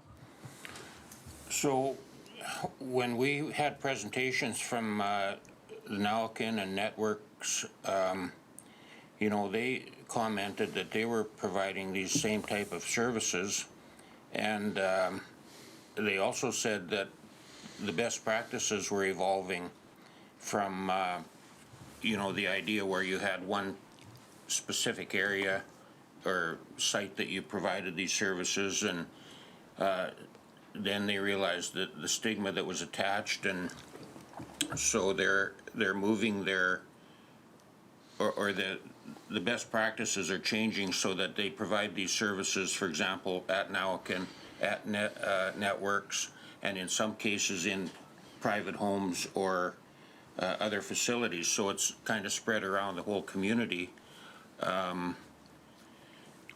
try and accommodate the most people.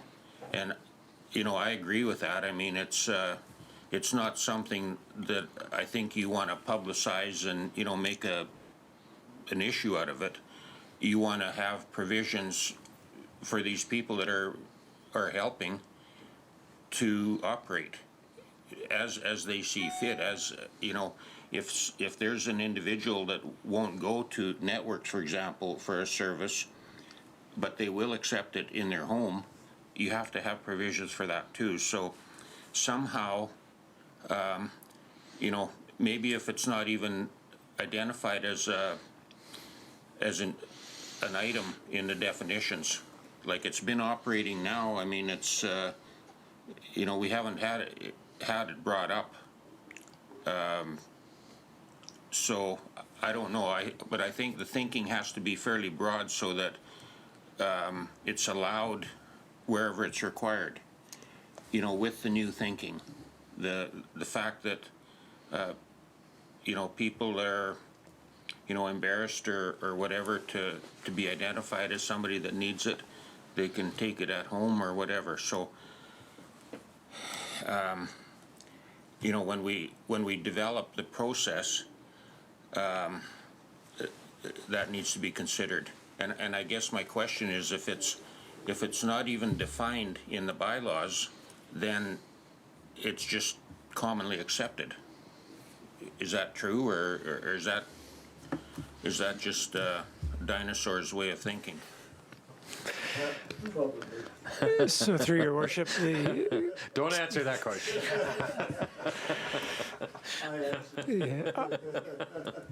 the way that the current zoning bylaw is constructed is it lists permitted uses. So theoretically, if it's not in the list of permitted uses, it's not allowed. And so, but you know, I hear what you're saying. This facility has been running for over a year apparently, and we haven't heard anything about it, and so that's a good thing. And I think what we as staff heard here today is that you know, there's some things that we can take back, and if there's ways that we can do this without creating new definitions, or if there's an easier way to do it, we're all about that. We're not looking to try and find a new way to regulate something. And I think hearing what I've heard from council and the delegations is kind of reinforced that. So we'll take it away and see where we go. Thank you, Kevin. Further discussion? All those in favor? Opposed? Carried. Thank you. So we'll deal with that, and we won't deal with third and adoption at this point. 9.3, we have our 2022 Revenue Anticipation Borrowing Bylaw number 4513 for consideration of adoption. Move, Councillor Parslow, second, Councillor Kemp. All those in favor? Opposed? Carried. Thank you. Mayor's business, so I want to give an update on a number of things. So we've been working on the proposal of hosting a major event at the Event Center in 2022 with our Treaty 8 neighbors, powwow, tea dance, hand games tournament, a major event at the center.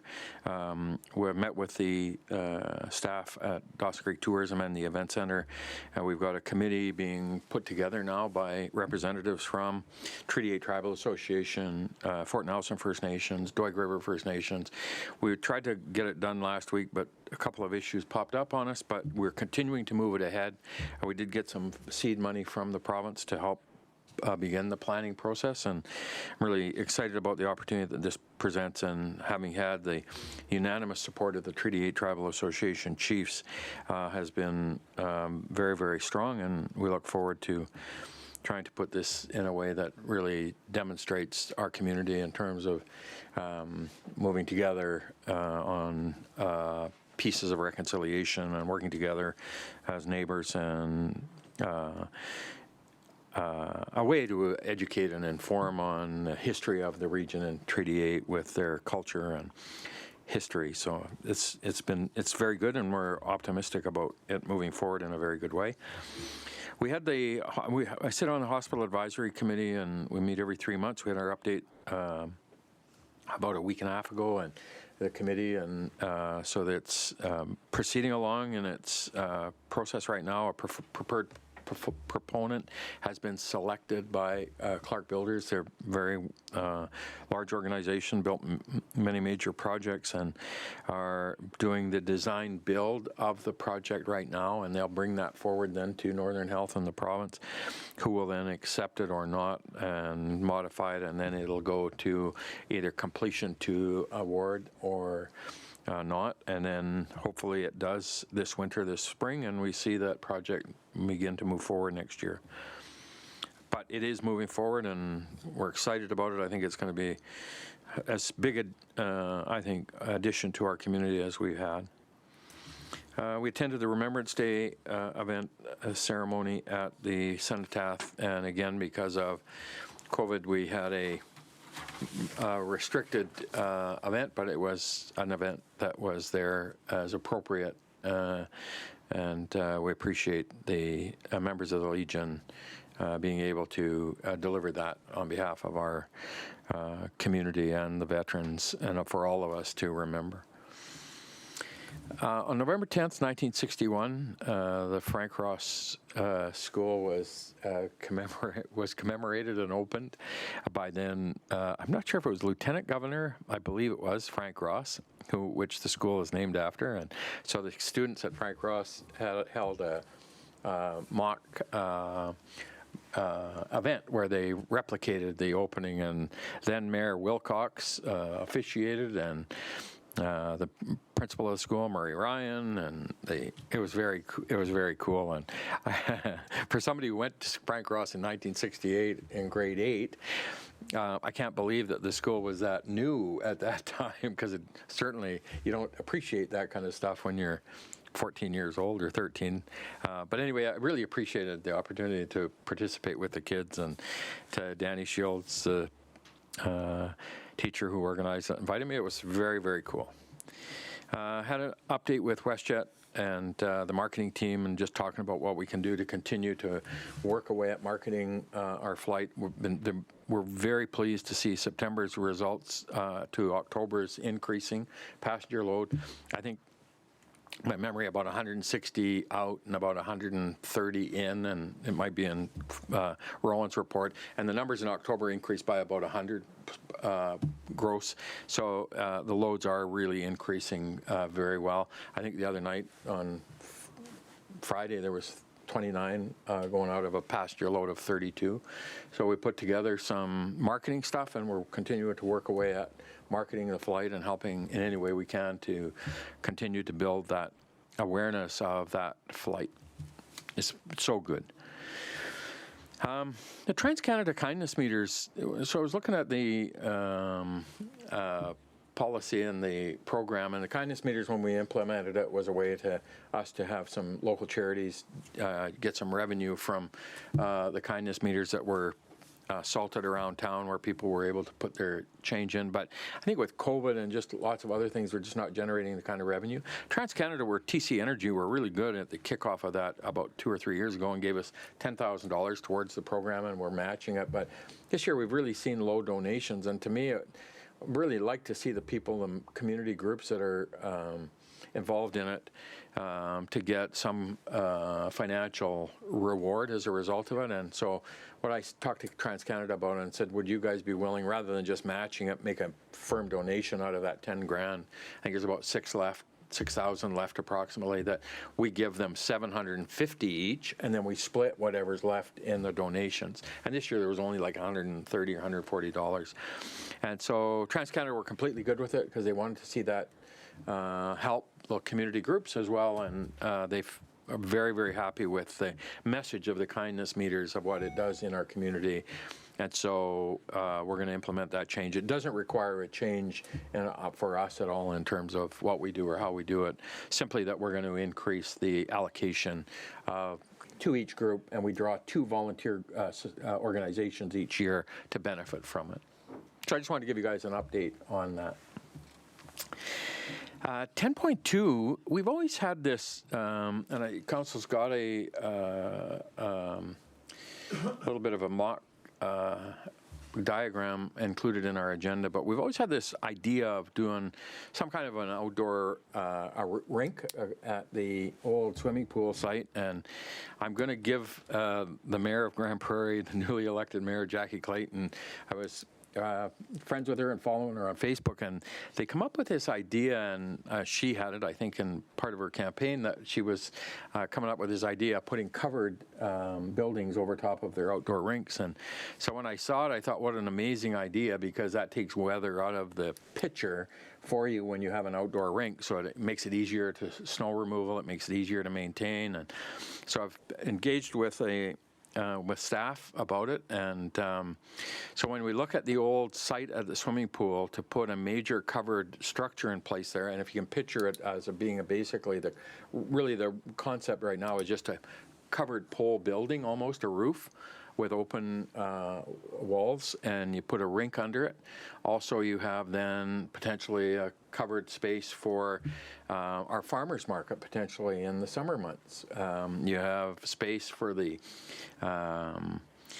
music festival and the different things that go on in the community, and you have a covered space with which to do it.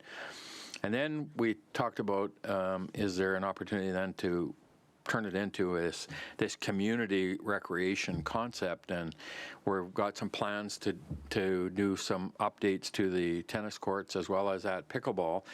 And so we engaged with the school district to see if there might be an opportunity for us to partner within there to talk about potentially leveraging some of that additional property there to do that, and then have a coordinated spot there and space there. I talked to one of our major industry partners in town, and to see if they might be interested in having some connection to it, and perhaps put some money into it to help facilitate the construction of this covered space. And so that's what I kind of took on as a result of by accident, but I really like kind of the idea of it, and I wanted to bring it to council to give you a little bit of update on some of the preliminary stuff that we've done with it, just scoping it out and looking at the potential to do this. And so with that, I want to throw it out to council for any comments or questions that you might have. First of all, Councillor Parslow. Well, I like the concepts and the possibilities that it affords. Obviously, I wouldn't want us to duplicate pickleball and tennis at 2 locations. That's just one comment, right? So this would be centralizing it here because Yes, okay. I'll let Shanti speak to that part of it. That's fine. But again, the only thing that, obviously this would be great, but I don't know how we can justify it given all our financial issues that we must deal with. But I certainly like these sort of concepts. Thank you. Shanti? Through your worship, I believe the question was talking about the tennis and Right. that we have requested this project as of 2021. We have not been able to receive a grant, so it's continued on with what we have. We're in the process of asking for funding from NDIT. The tennis courts are about 50 years old, so we're trying to replace them. The idea was to go to the Kin Park, and now we're trying to put them over here. And with pickleball growing, we had an engagement with the communities with tennis and pickleball and kind of figured out what they'd like to have. And so that's where we're with that. We're in the process of requesting a little bit more money for the 2022 capital funding. Does that answer your question? Thank you. Another question. Again, I don't know where we are at with the aquatic, what I'm calling the aquatic play areas. You know, with Rotary Lake being decommissioned, and I don't know, we haven't as a council, I think, addressed that issue about where it might, if we have a splash part or a misting area. I had thought if we were going to do that, and I don't know where the money would come from. It's been talked about issues to do with not having it at the Mile Zero Park because of flooding has been an issue. Was that going to go, are we going to do anything in that long-term planning for its location in Kin Park? Or might this be a location? Just throwing things out there on our agenda. Sure. Through your No worship. criticisms at all. Through worship, my understanding was that we were only going to go to phase 1 with that project at Rotary Lake. We were going to allocate $418,000, which was going to take away the lake and put grass there. From that point, then we'd wait for further direction. We also had requested we realized that there's a need within the parks for playgrounds, some ideas that would come necessarily from that engagement that we use there. We're also requesting a recreation master plan within the capital to assist in trying to determine where we can move over the next 10 years. The last capital recreation master plan was in 2009. So that's where we're at right there. Yeah, so this maybe should fit into that. Yeah. Into the master plan. Yeah, so this was, to me, a concept, and purely a concept that we wanted to look at. And obviously now that I've got staff working on it, I needed to bring it back to council to say, is this a concept that you guys feel would be worthwhile for us to explore or not? Because we do have staff working on it. And if it's not, then I'm completely good with council's direction and decision. Councillor Jarecka?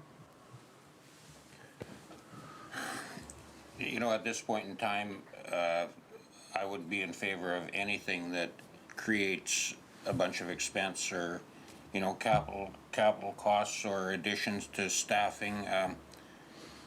You know, we're in a process that's a 10-year process, and I think it's going to be a struggle. It's going to get harder each year as we go on. And I definitely wouldn't want to see us balance the budget by increasing the tax rate. You know, that's always available to us, but I really would like to see us maintain taxes as low as we can and strongly look at reducing operational costs. So adding new projects on, I mean, that's great. You know, we can have all kinds of services and that, but as we reduce operational costs, I think we're going to have a struggle just looking after what we have. Thank you. So I'm not hearing any support for it, and so I'm completely understand and appreciative of that. And we got staff working on it, so I don't want to have them do anything further without that direction from council. So, Can I speak? yeah, go ahead. There was, I agree with Councillor Givatrov. We have directed staff, we just heard this, to develop a master plan. Surely that scope, master recreational plan, that scope surely would be more than scoped out for, what, 20 years, is it? Or what's the scope? 15? Well, this could fit into that.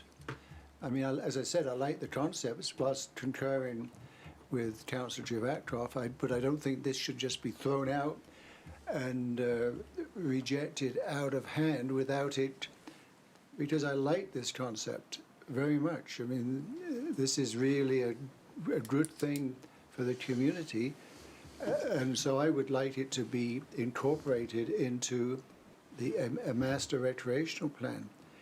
You know, another thing, Mayor just talked about a covered area for the farmers market.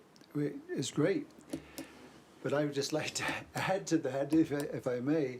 I think I'd like to see a year-round farmers market, similar to what they have in Grand Prairie, where it's indoors, it's heated, it's community are fully engaged with it. So yeah, but again, that's down the road. But I think we need to plan ahead, and we need to scope things out. And this would certainly, in my mind, fit nicely in a long-term plan. Thank you. So, thank you. We'll move on. And item 10.3, we have the ambulance paramedics of BC. And because we didn't have the agenda, do we need to do anything, or do we want to postpone that until we have the presentation? Joe? Thank you, Worship. Through you to Council. Yes, Troy Clifford has explained that he would like very much to defer his conversation until he is able, after his emergency, to coordinate a different date to present. Okay. So we'll defer this then till after that presentation. Thank you. Thanks. Item 11, CAO operational update. Well, thank you, Your Worship. And I will start off by, I think everybody recognizes that was around the area over the weekend. We had some significant weather events in our area as well, primarily snow, wind, and rain, all in our winter months. I want to say a huge thank you to our crews who were out in force, getting our roads opened up. That was a significant snowfall. Hopefully people, if they did have to go out, were able to value the routes that were opened up. And I really just want to pass on a huge thank you, Kevin, to your team and the workers who were out there. I seen them. We had them both out Saturday and Sunday doing the job, opening up our routes, and they did an incredible job when we see that kind of snowfall occur. And as quickly as they responded and got our streets opened up, it will continue through the week, obviously. It is not something that can be done overnight, but a tremendous job. And to all the staff that were engaged in that, I say thank you on behalf of all of the residents of Dawson Creek. Sticking with snow, I will, for all of the people that keep their sidewalks clear, do their driveways and so on, and keep the snow on their property, for that I say thank you.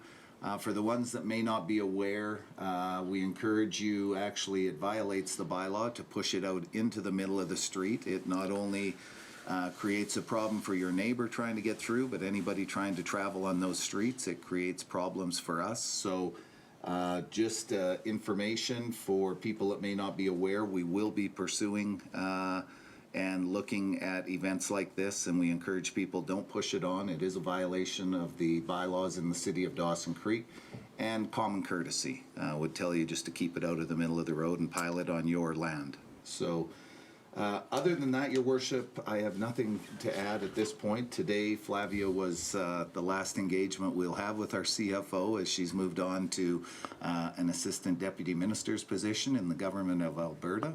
A very I think incredible move for Flavia. Although we miss her, I see it as a step forward in her career. And the budget, as was pointed out, we have a number of opportunities there that we discussed, and are well on track as we look to the future to get to the 70% of our PRA revenue being put into capital and 30% in operations. So not without difficult decisions, as Councillor Javakov and others have said. The decisions we've made to date will have to continue, but very comfortable with our financial position of the city with the direction we've set. So, thank you. If there's any questions, Your Worship, I would answer on the issues I spoke to. Or.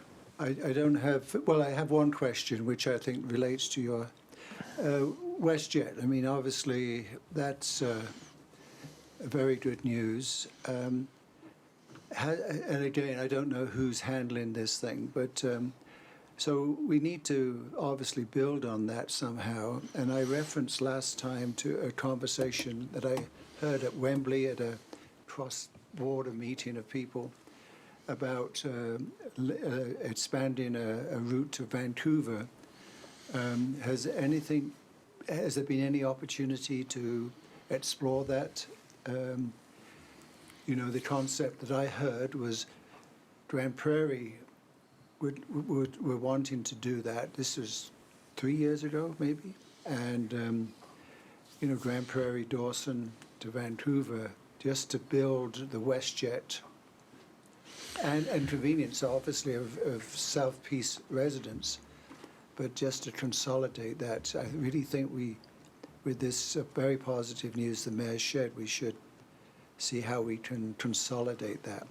And I know it's only been 2 weeks, but I believe if something's working, then keep pushing it, because I think I heard that Grand Prairie people really wanted a direct flight, right? But a pop into Dawson Creek is a good option, or Dawson Creek to Vancouver as well. But if we build Grand Prairie in it, you've got a significant population, right, to augment the population from the South Peace. It might make for a better business case. All right.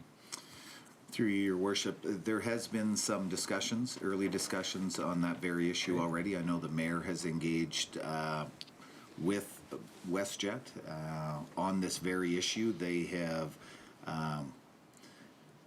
I guess I would say, expressed an interest in it. They are looking at how this flight operates, I think, for the first while to see, and then they would definitely are as excited about an opportunity that may see a direct flight from Dawson Creek to Vancouver as well. But again, that will be a business decision made by themselves. We will do all we can to ensure we can attract that kind of flight and not be a hindrance on that should the business case prove to be worthwhile for them. So, if I may, obviously we got a long agenda and you wanted to move ahead, but I just don't want to leave this item 10.2. I want to make a motion about that. If I may, if I'm out of order, tell me. But well, we're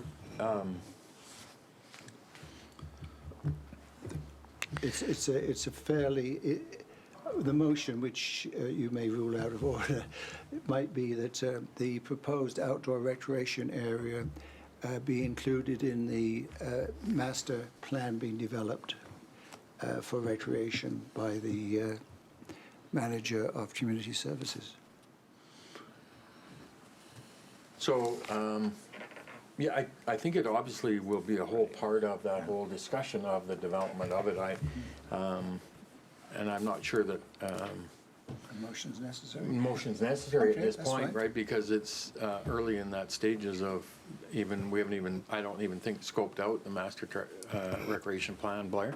Your Worship, it's important to note the master plan is proposed within the budget as we are discussing right now. So until that budget is approved, that master plan is strictly in the proposed position. Yeah, maybe we'll hold it until that time, and then maybe we can Sure. have that discussion Okay. as we approve it, if it does, with the scope that's brought back. And I wanted to ask one question about the Frank Ross 60th anniversary. So you mentioned the name of Murray Ryan.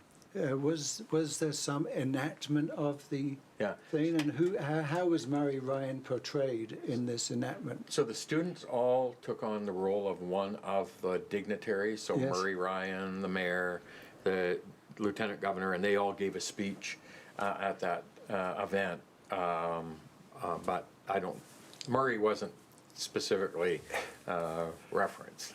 Oh, okay, No, it's- because he was a very colourful, Yeah. unique individual, yes. Thank you. Thank you, Blair.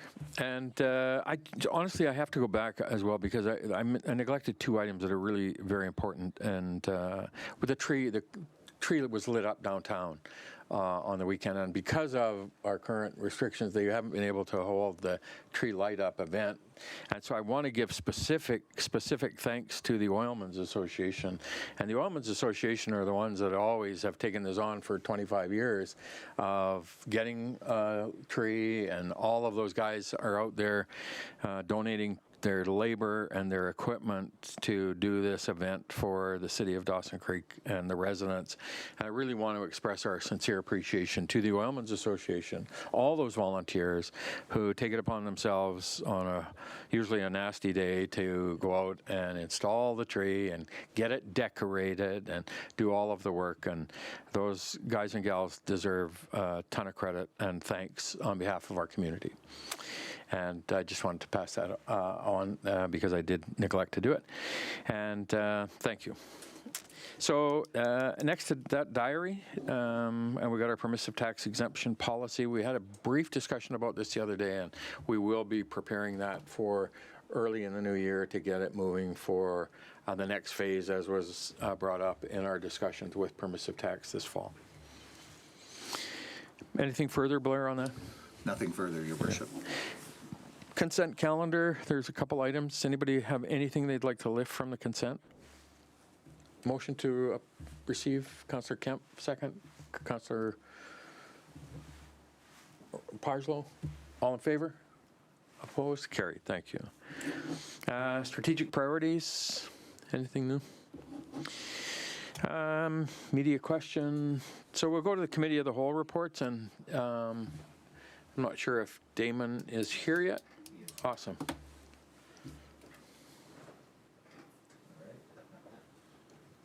Good morning. Welcome. Thank you. You're all ready? We're all set to go, Damon. Yeah, please, if you can just activate the mic, I'll get it. There you're going. Oh, you're away. Very good, thank you. I think I can take this off. Yes, in here, you right? might. Oh, thank you. Well, thank you for having me today and allowing me to speak to you today. I'll provide the policing report for the period of October 2021. And I'll first speak to our resourcing situation. Really no changes from last month's report that I provided to you. We still have 2 hard vacancies. We still have 4 soft vacancies. Our hard vacancies relate to corporal watch commander positions. I anticipate having the applications for those promotions on my desk this week. So it's a long process that they have to go through to get vetted, and then they finally make it to me to make a selection. I anticipate having those packages on my desk this week to make that selection, to get and then that will initiate the transfer process to bring those members in. Also, just to let the council know, I do have multiple recruits identified as incoming. The first will be a graduating depot on December 27th, so we should see him first week in January. He's coming from Fort McMurray. I have 2 additional ones identified as well, coming later in January and in February as well. So within the next couple of months, we should see at least 2 more corporals and 3 recruits coming into Dawson Creek. So moving to crime trends. So far this year, we've taken 7,515 calls for service. This is up 8% from last year when we had 6,934 calls for service. And I wouldn't let that number scare you too much. I think last year was a bit of an anomaly. So just out of curiosity, I ran our numbers this year to date compared to 2019. We're still showing a 7% decrease. When I look at this year to date stats compared to 2018, we're showing an 8% decrease. So we're still showing a decrease over the 3-year or 5-year trend. But like I said, last year was a little bit of an anomaly, I think. Looking specifically at the city and the rural areas, 79% of our total calls for service were within the city, 21% were within the rural area. That has never changed since I've been here. Well, maybe about 1% or 2%, but generally the same. When we look at this compared to last year specifically, we're showing an increase of calls within the city of 9% and an increase of calls in the rural area of 5%. Again, that's compared to 2020. October was a busy month for us, likely due in part to the warmer temperatures that we've been having this year, and I expect November probably will be too. Most of our crime groups are indicating an upward trend throughout the year, with large increases noted in both the property crime areas and persons crimes areas. Specifically, B&E to residents, an increase of 37% over last year. Break and enter to business, we're seeing an increase of 49%. Many of those are actually in the rural area, and many of those are actually at compressor stations like Ovintiv in Canada. Sexual assaults, we're showing an increase of 35%. Again, many of those are historical, having occurred anywhere from months to years or even a decade earlier. But property crime does continue to be the largest driver of our total calls for service. Moving to our policing plan priorities, the number one priority was impaired driving. We were able to get an additional member trained on the roadside screening device in October. In October, we only received 2 legitimate impaired investigations, and by legitimate, I mean we identified drivers that were indeed impaired. We get calls of impaired drivers every day, and then when we track them down, sometimes it's a 92-year-old that perhaps shouldn't have their driver's license, or maybe it was someone texting on their cell phone. It wasn't actually impaired driving. So in October, we did come across 2 legitimate impaired driving investigations or drivers, with both of those investigations actually being a result of proactive patrols made by the officers. So in the course of their patrol, they identified improper driving habits, which led them to do a traffic stop, which led them to identifying impaired drivers and taking them off the road. Our second policing priority was substance abuse and drugs. In October, we did participate in another community opiate action team meeting, or COAT team, or COAT committee meeting. They've actually changed their name now to CAT, or Community Action Team. So we are still participating in those meetings. We did have one in October. Moving to our policing plan priority for property, proactive media release was sent out reminding individuals to lock their doors and remove valuables from plain view in October, as we've done every month.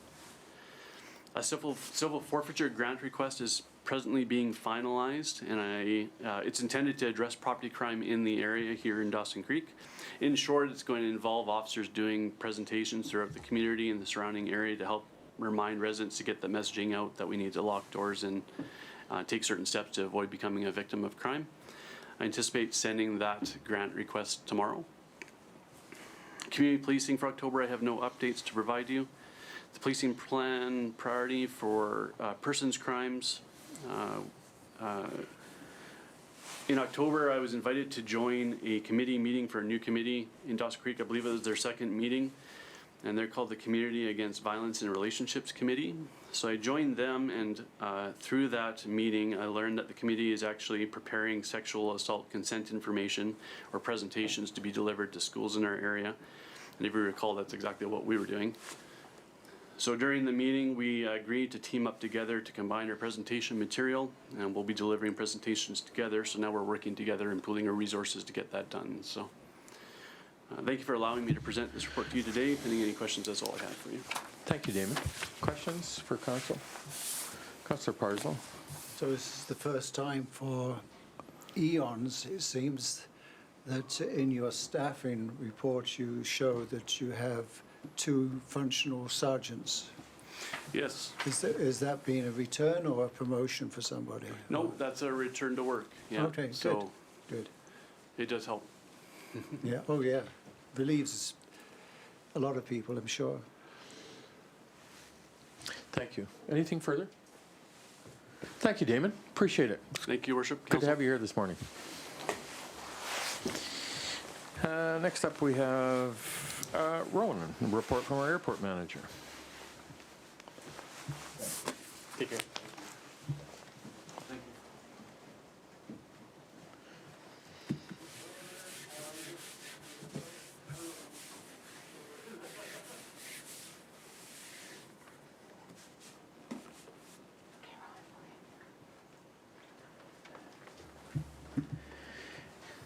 Good morning, Rowan. Welcome. Hello, everybody. All right. Okay, very nice to see everybody again. All right, so with that, I guess I can jump right into my cow report for you all. So I know you've touched on it already, but I'll just cover kind of the high points. But we've had a really good quarter since the last time I came in front of council. The WestJet service launched after, I think, 17 months of no scheduled service out of Dawson Creek. So that was a really good thing to see with WestJet. Their passenger loads continue to go up. So the first month, not a great indicator of how well the service is going to go, but I think they bumped up, I think, to, a healthy amount. So we're not, with that being said, we're not anticipating that they're going to increase the amount of flights offered per week until probably after the holiday season.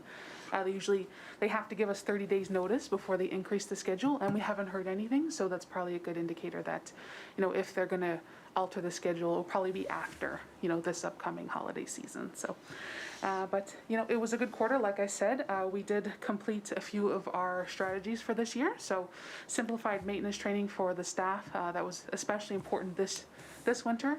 We have 2 new staff members, so getting everything up to date in terms of training, I'm glad we did that beforehand. So in terms of airfield maintenance, we're in a good position.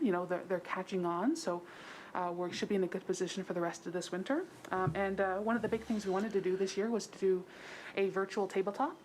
We actually went kind of above and beyond. We held an in-person tabletop this year, so that was on November 3rd. So gave us a good insight to what improvements we can make to our emergency response plan, just, in the worst case scenario. So we seem to have a healthy plan so far. We do have a couple amendments to make, but nothing major.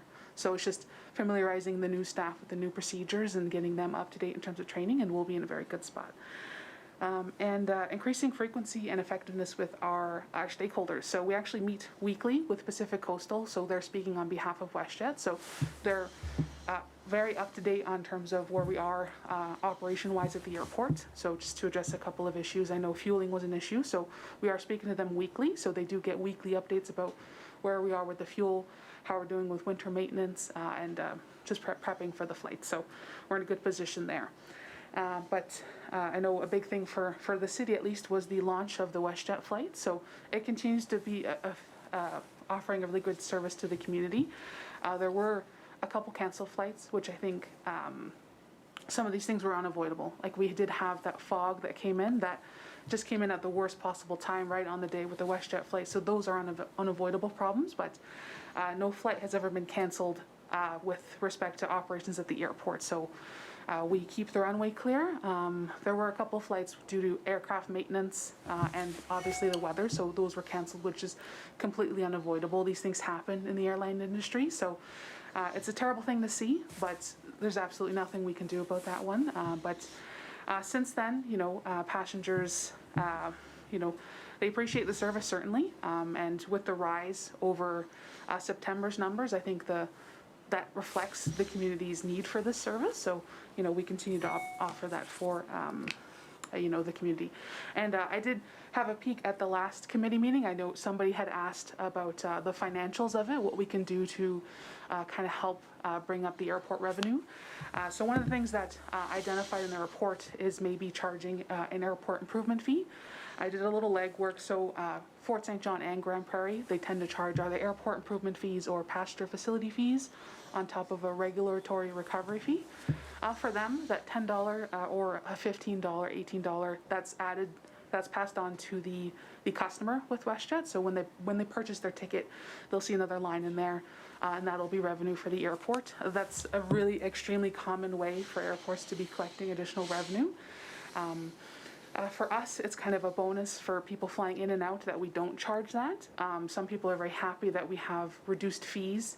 Some people are very sensitive to the cost of flights, and this will add to it, but at the same time, if we do ultimately decide to charge that, it'll help the airport, kind of come out of that deficit. So a little background around those fees.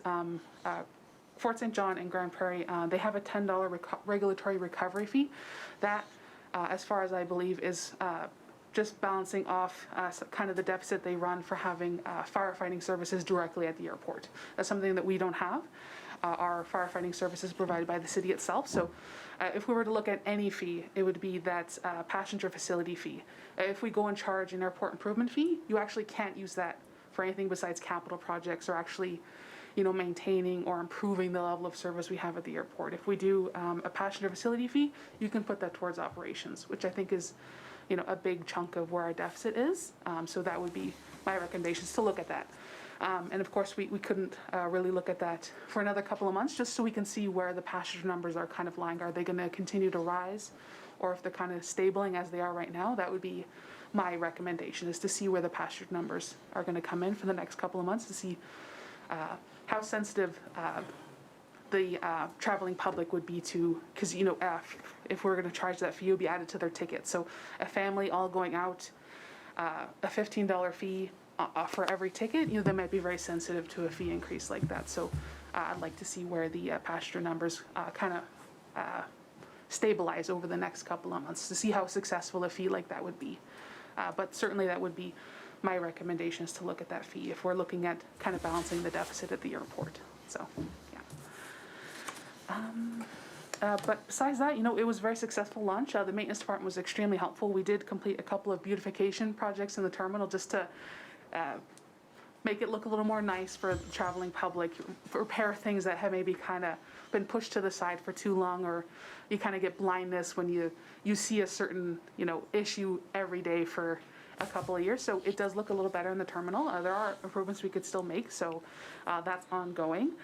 We are in a very healthy position with our safety management system. We actually finished the goals and objectives for this year as of, I think, our Q3 meeting. So we're in a good position there as well. And one of the good things that we have going over the last couple of months is we do have a fellow that wants to build a single aircraft hangar at the airport. So we're very hopeful that that development will encourage other people to also put forward projects like that. So that's really good development to see at the airport. And the last big thing I kind of want to touch on was our response from our airside rehabilitation project with Transport Canada. They did come back to tell us that they'd like to see our runway reach at least 20 years old before they would consider a rehabilitation project. It certainly is in need of rehabilitation, so the recommendation was to continue annual crack sealing activities, just to keep it in a healthy shape, and they want us to revisit the project in 2023. So that was their response. Some of the other larger airports that were eligible for the program, they have multi-year projects going on, so that does reduce our chances of being approved. So they told us to come back in 2023 when we've reached that 20-year age limit for the runway. So with that, if anybody has any questions, I'm here. Thank you, Ron. Councillor Parslow. Just need a little insight. Looking at the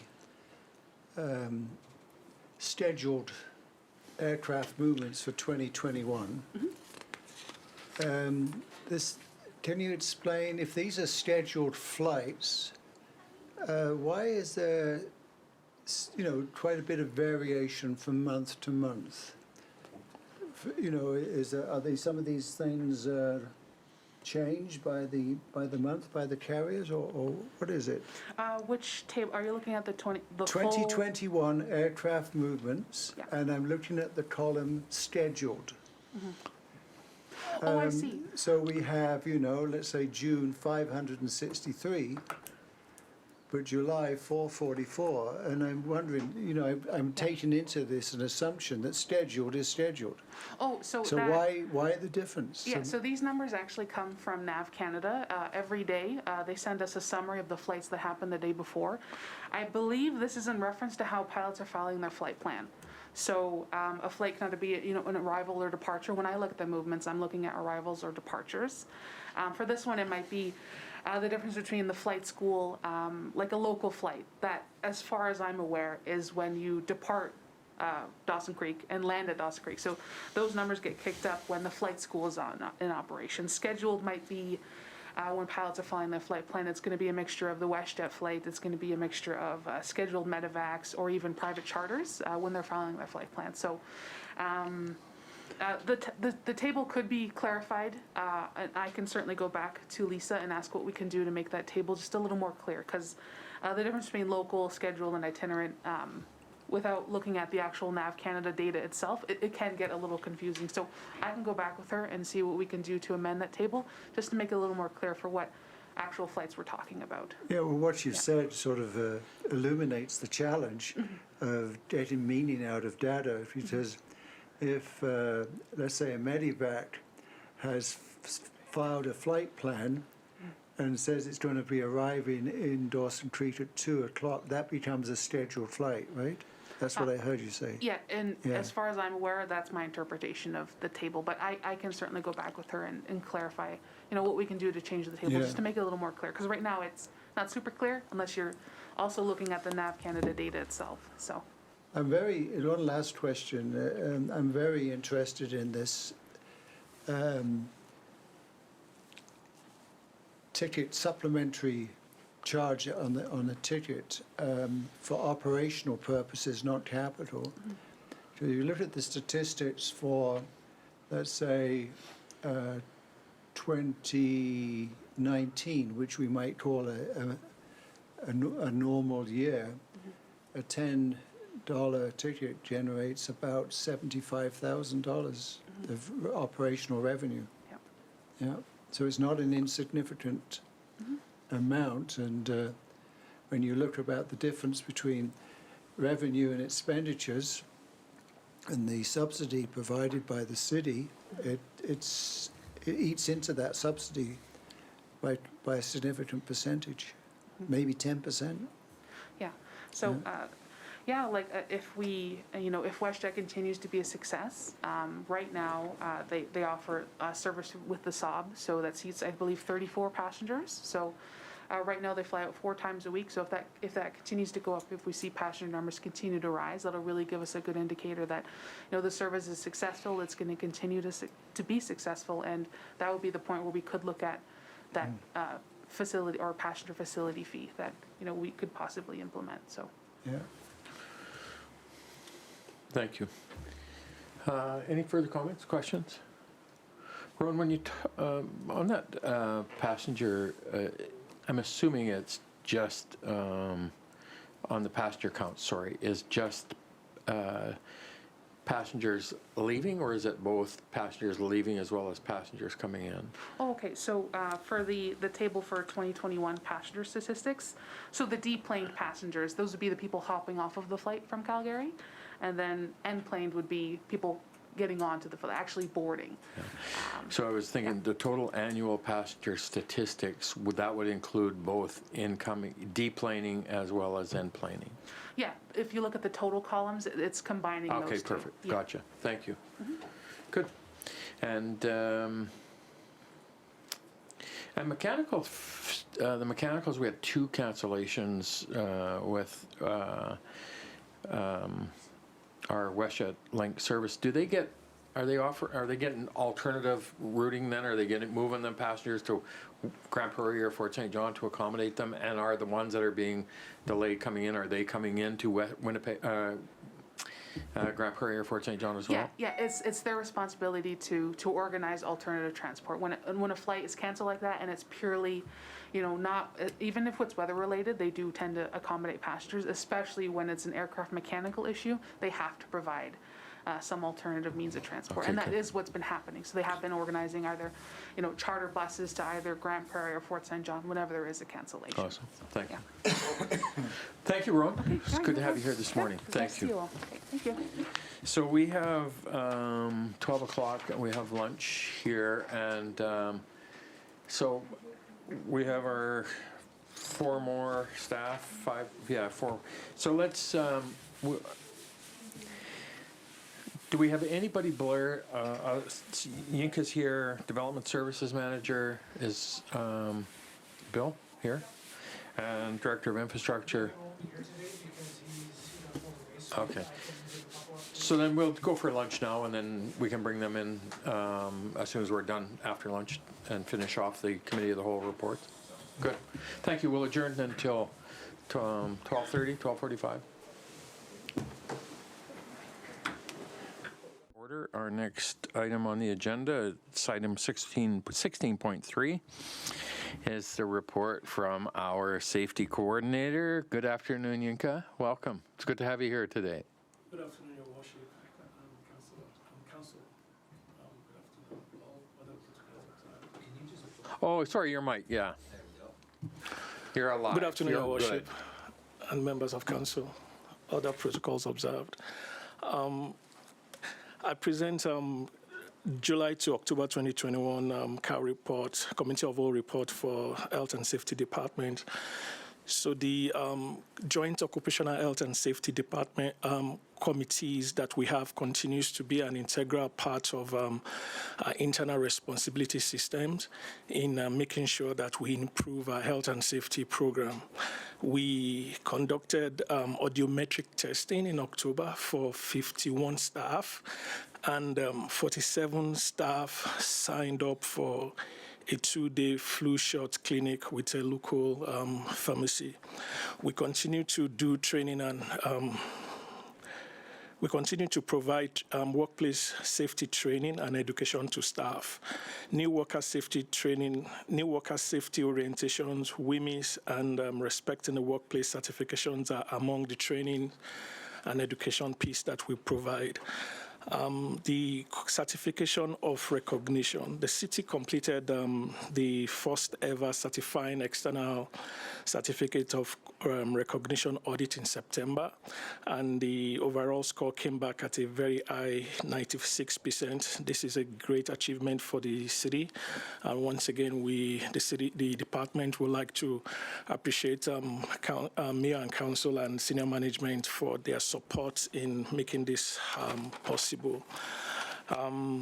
The BCMSA Organizational Safety Excellence Award. This award is given to cities in BC who show leadership in reduction of cost claims and also in workplace injuries. So Dawson Creek is the only city in Northeast BC that BCMSA, the British Columbia Municipal Safety Association, awarded gave this award. And lastly, the 2022 WorkSafe BC premium rate. So for 2022, the premium rates for the local government and related operations classification unit, that's the classification units that that municipalities in BC are under WorkSafe BC rating. So the interest rate is going to go up from 2.60% to 2.92%. However, for the city of Dawson Creek, our premium rate remains at 1.85%, the same rate we had from last year. And this is due to the fact that we also end WorkSafe BC experience rating discount. So for 2022, so for 2021, we had a discount of 28.8%, and for 2022, they are giving us another discount of 36.8% based off of our claims rate and reduction in injury. And then going forward, the department and the Josh committees will continue to work on the corrective action plan for the the certificate of recognitions reports. Thank you. Thank you, Yinka. Very good. Council, any questions, any comments? Councillor Earl?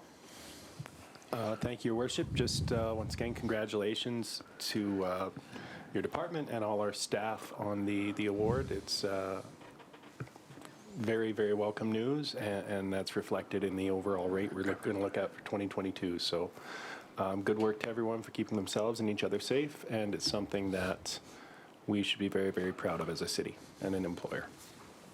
Thank you. Anything further? So, Yinka, thank you.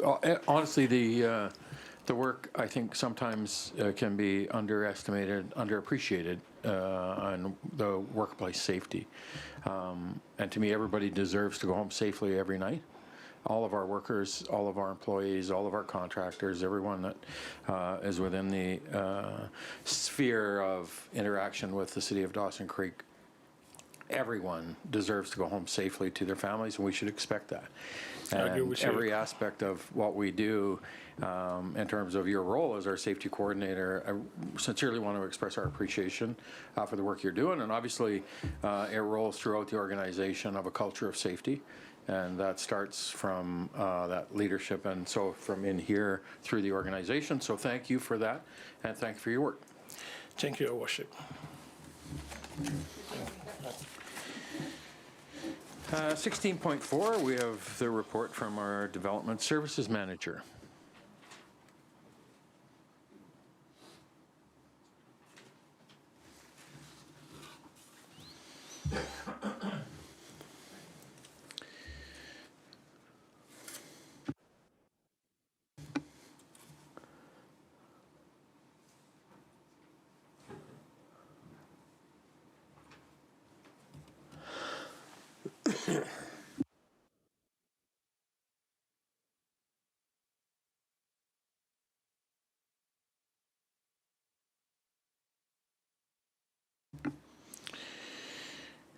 Good afternoon, Bill.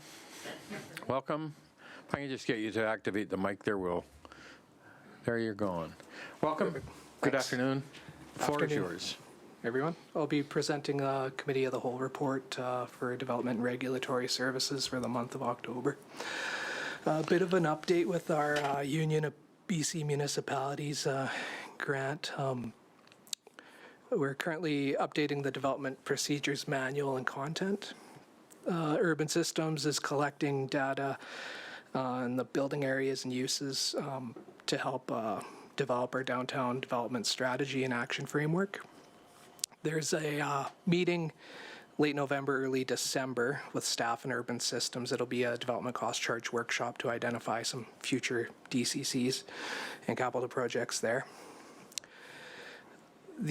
Moving on to the BC Energy Step Code, I didn't have much of an update when I wrote the report, but I did speak to the energy advisor in Fort St. John, which is the only energy advisor north of Prince George, to see what kind of capacity might exist for contractors and individuals looking to build in Dawson Creek once Energy Step Code comes into place. The capacity of this energy advisor would be, in my opinion, limited because their primary job is a draftsperson and they do the energy advising role as a secondary job. So I'm going to reach out to the Community Energy Association and see what other resources may exist, possibly educational opportunities for future energy advisors in the city of Dawson Creek. On to building, the building department, we're working on updating our building permit application checklist and website. We anticipate having that completed late December of this year. Bylaw continued to investigate complaints. There's no trends developing, but parking violations make up 39% of our complaints, and zoning regulated violations make up 26% of those complaints. Bylaw worked, did kind of an information social email post to folks regarding being prepared for snow clearing in the winter. And staff put out a request for written quotations for recycling auditing last Friday. The engineering department, all of those 2021 capital projects have been paved and concrete work's been complete. There's some cleanup and landscaping left to be completed.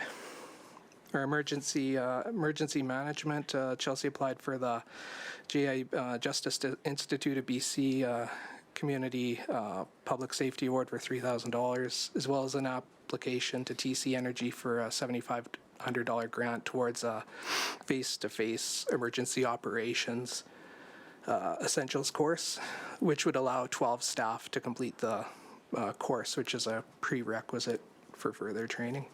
Other than that, news and notes, Troy Greek passed his building official level 1 exam, which is good news. Yeah, other than that, that's all I have to report right now. Thank you, Bill. Yeah. Any questions? Questions, comments for Bill? Go ahead, Councillor Earl. Thank you, Bill. Just so we've got one part-time energy advisor north of Prince George in all of northern BC. To my understanding, that's correct, yeah. And if somebody, don't expect you to know this, it might be better directed to the good folks at NLC, but is this training that's available in Northern BC?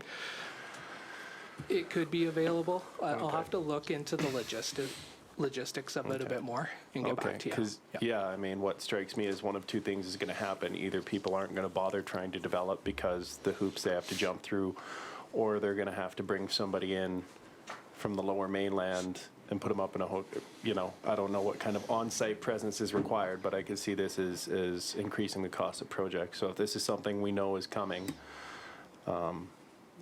we might want to follow up with some people proactively. Anyway, thank you for this. Thank you. Bill, just one thing on the recycling program, and maybe also through to Kevin and Blair. We had a presentation at the Regional District Solid Waste Committee a week ago or 2 weeks ago, and R3 were there, and they talked about City of Fort St. John have implemented, and they're putting cameras in the trucks, and so it sounded like it was a process that was pretty effective in terms of what they've said. So I just thought, I don't know, I know that we're talking about the audit process and all those other things. I just wanted to follow that up with you guys for a bit of an update. Yeah, so through your worship, just a quick update on that is, so we've been working with Waste Management as well, who collects our recycling. And they are installing and implementing what they call Smart Truck, which has cameras. And so what that'll do is that will monitor everything coming in the truck. It'll also have a shot of the house that they're collecting from. So we've got an address, GPS location, and then Waste Management staff review all the video footage and then provides us a report at the end of each day. So that's going to be commencing. They had a few problems with the equipment, but that's commencing probably within hopefully the next 2 weeks to 30 days. They'll have that up and running. Okay, So good. Awesome. Thank you. Anything further for Bill? Thank you, Bill. Thanks. Have a good week. You too. 16.5, Director of Infrastructure, Kevin Devon's not here. Good day. Yeah, I'll just give you a quick update. Devon got pulled away. He was going to be here, but something came up, so I said I'd cover it off for him. So a couple highlights that I wanted to touch on was the sanitary sewer trunk cleaning that we had done this late summer, early fall.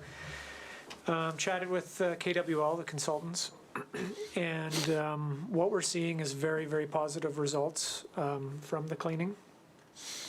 They've been looking at the model and the flow data that we're capturing, and it does appear that it's doing everything that we hoped.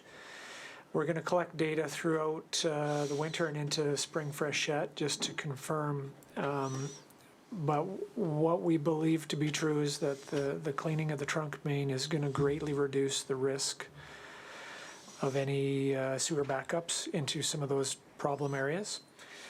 But we'll confirm a lot of that through the next few months, and then that's really going to dictate what capital projects will be next, if any. What we're feeling right now is that we may be able to definitely reduce some of those ones we initially thought. So all in all, good news. It went very well. It was very affordable and really just one of those projects that couldn't have went better. So it was nice to have one of those. 102nd Avenue crossing bridge, so substantially complete. We're waiting for some railing to come through. So right now there's some temporary fencing on the south side of the bridge by the sidewalk just to for fall protection, but that should be coming. Originally was told about this time, so mid-November. So hopefully within the coming weeks that'll be finished up. There'll be some cleanup in the spring, but generally we're there. So that project went fairly well, and the weather cooperated well. So that's great, another win.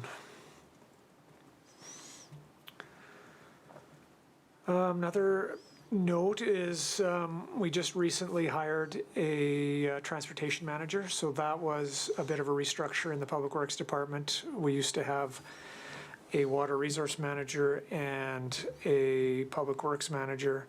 We've now split that into having a utilities manager, which encapsulates water treatment and water and sewer at Public Works, and then a transportation manager who will look after roads and grounds and cemeteries. So Joe Hawkins was hired here a little while ago and has started his new role, and we're excited to have him on board. And I think the only other thing I was going to touch on was a little while ago, Mayor brought that speed reader sign, investigate the cost to install the speed reader 15th Street near the dog park. So we did that. We talked to our electrician. What we're going to do is we're going to relocate one of the signs, I think from 110th and Kin Park, because it's been there for a number of years.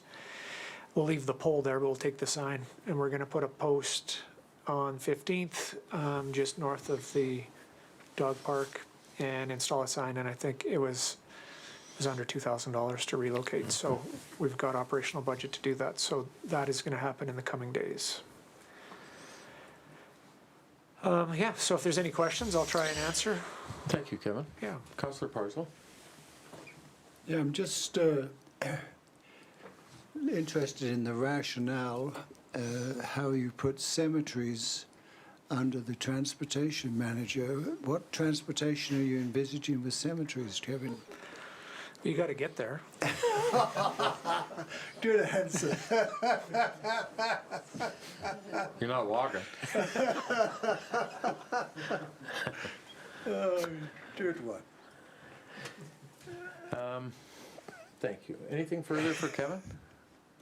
Really encouraged, honestly, about the sewer flushing. I think that was a real great find for us to explore and undertake this year, and I'm really excited about what that may prove for us, hopefully, in the future as we see some of those events.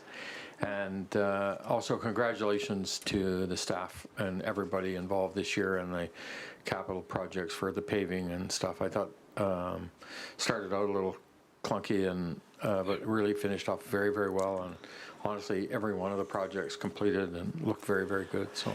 Yeah, thank you. I will certainly pass that along. And one thing I was thinking was we have a capital projects manager now, and I would like them to provide updates to council. Unfortunately, it's during the summer and we don't have cows. Yeah. Because it would be ideal for them to give council progress reports on our capital projects. But we can maybe even look at doing something there if council so wishes, of just a written report at a regular council meeting throughout the summer. But something to think about. Thank you, Kevin. Councillor Parslow. Just that with the clean out, I think we've talked about this before, that we schedule that on a regular basis. Is there a period of doing it every 3 years or something? Is that in your department's planning? So I think we're gonna take a look at that, but I would say probably about every 5 years. So we have to think that this trunk line, generally, there's been a few pieces that we've cleaned, but generally has not been done for decades. So I think if we look at it as probably in every 5, so if we come back in 5 and do it, we'll be able to determine how much material we pull out of there, and then that'll tell us if 5 is appropriate, or if it needs to be longer or shorter. No, I echo the mayor's comments for sure.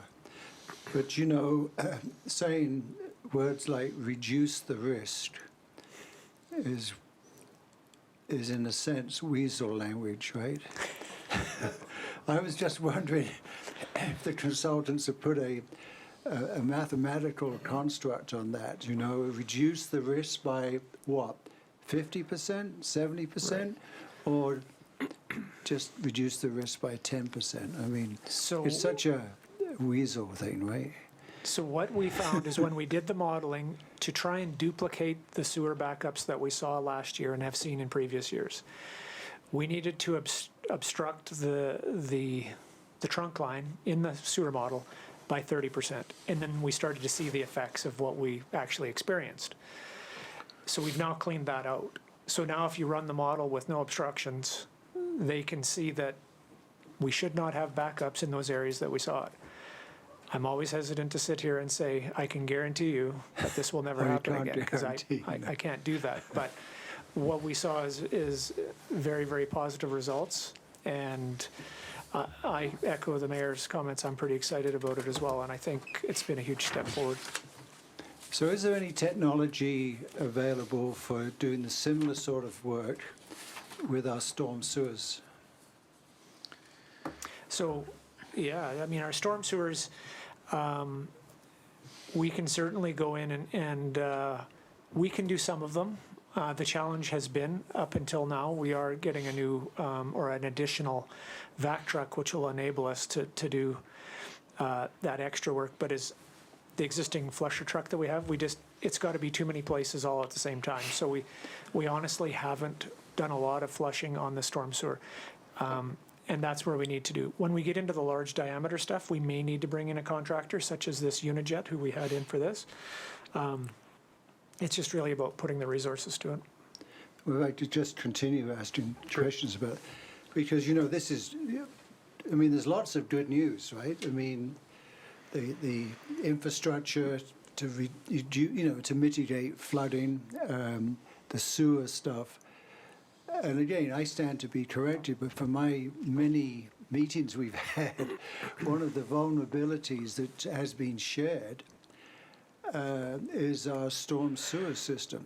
And wow, if we could get a program that would actually bring that storm sewer system back to almost full capacity, I think that is an essential piece in the safety and security of the city as a whole. And I'm just wondering if there's any, has it gone beyond just the conceptual level to some actual plan of attack? Yeah. And if not, can it be? And Absolutely. by when? And I think, so with sanitary sewer, when we have pipes that are blocked or not operating as possible, we have fairly catastrophic results, which is sewers backing up into people's homes. So the focus over the last number of years has really been on that sanitary piece, trying to get that resolved. Storm sewers, and I'll generalize, if they aren't running properly, water will get on the road and may move on the road somewhere, but generally don't run into people's homes because they don't have a connection to the storm sewer system. So has that less detrimental effect. So we have been focusing on sanitary, absolutely, over the last number of years. Yeah, and I support that 100%, but also global warming stuff. I mean, the Fraser Basin study, and look at the experiences of so many communities in British Columbia. We are to expect more deluges, more rainfall, right. And heavy rainfall. And therefore we were told that storm sewers needed to be upgraded. And I'm not saying that we're not criticizing anything. I mean, you have to deal with the sanitary sewer first, but we've been warned, and it's nice to be proactive as best we can about it. And just of note, storm sewers are designed typically for a 5 or a 10-year storm event. So as you've noted, and what we're seeing and what we're being told to expect, storm sewers, and this isn't just Dawson Creek, this is a typical industry standard that they're designed to a 5 and a 10-year event. After that, those rain events will get on the roadway into ditches. They'll find major thoroughfares to find their way to the creek in our instance. So where we're going to see those challenges is that we have bigger events are in the creeks. And so hence why we've done what we have there with the crossings to try and make that better too. So we are, as we've seen, the weather is changing and it's becoming more challenging all the time for sure. Kevin, I just will add one other point, and it was interesting with the events that are being experienced down in the Lower Mainland and Merritt and Princeton and stuff. And we had a call last week with all of the ministers involved in it, and there was a comment made by, I forget, one of the mayors about, allowing some work to take place in some of those areas that you're normally not allowed into, the creek beds or the river channels and stuff. And then one of the ministers made a comment that, yeah, you know what, we're starting to recognize that, and so perhaps, honestly, I'm really encouraged by 102nd Avenue, 8th Street now, that channel opening up, and you're not hoping for an event, but honestly, to see that now, but I'm wondering now if there isn't an opportunity for us to be able to do some of that work in the cleaning up of the creek channel and all that debris that we say we're not, they've said in the past we're not allowed to get into to do that. Maybe we can be, and maybe this is stuff that might create an opportunity for us. Yeah, for sure. Something to Thank you. explore. I'm getting some feedback. Thank you. Anything further for Kevin? Thank you, Kevin. 16:06, we have our corporate officer, and Brenda's away, so Joe is going to handle that for us. Good morning. Good afternoon, Joe. Thank you, Worship. Through you to Council, I am pleased to present the highlights for administration on behalf of our corporate officer, Brenda, who's not here today. The Chamberlain Parkland transfers continue. The Newbie Davies land sale is almost complete.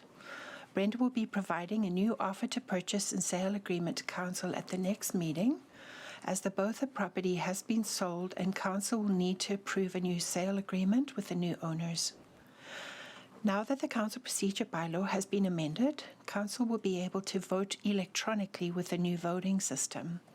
If all goes well with the technology, the voting results will be viewable on the screen in Council chambers and on the City's Facebook feed. Plans are to have this active for the December Council meetings. The 2021 Community Awards has received 1,435 responses as of this past Friday afternoon. Since Council has passed the motion to waive the Community Awards policy again for this year, the results will be announced through the City's Facebook page, and the 2021 winners will be invited to attend the next Council meeting to receive their awards. Council had requested information regarding the Freedom of the City Award. This award is considered the highest and most prestigious honor that can be awarded to an individual who has created tremendous pride, given exemplary service to, or made outstanding contributions to the community. This may be related to the arts, business and commerce, humanities, politics, community service, sports, professional endeavors, or any other aspect of service that Council sees fit to honor. The award requires unanimous vote of Council, and the recipient is deemed to be an elector of the municipality. Despite any other enactment, if the person is a Canadian citizen, they are deemed to be qualified to be nominated, be elected, and hold office on Council. Thank you very much. Are there any questions? I'll try to answer. Thank you, Joe. Any questions? Councillor Earl? Thank you, Your Worship. Thank you. Just with respect to the electronic voting functionality that'll be available starting next month, if somebody's phoning in remotely through Skype or something for a council meeting, is there going to be a way for them to vote, or are they going to have to manually tell staff through a messaging system or something? Thanks. That's a great question, Councillor Earl. The chair will need to check with the person. You cannot vote at this point in time remotely, electronically, unless you're in chambers. Okay, good to know. Thank you. Thank you. Anything further? Thank you to through to Brenda for the Freedom of the City information. I found it very informative and really impressed that even in our history we've had those, but it's been a number of years since it's been probably visited, obviously, and so we appreciate that.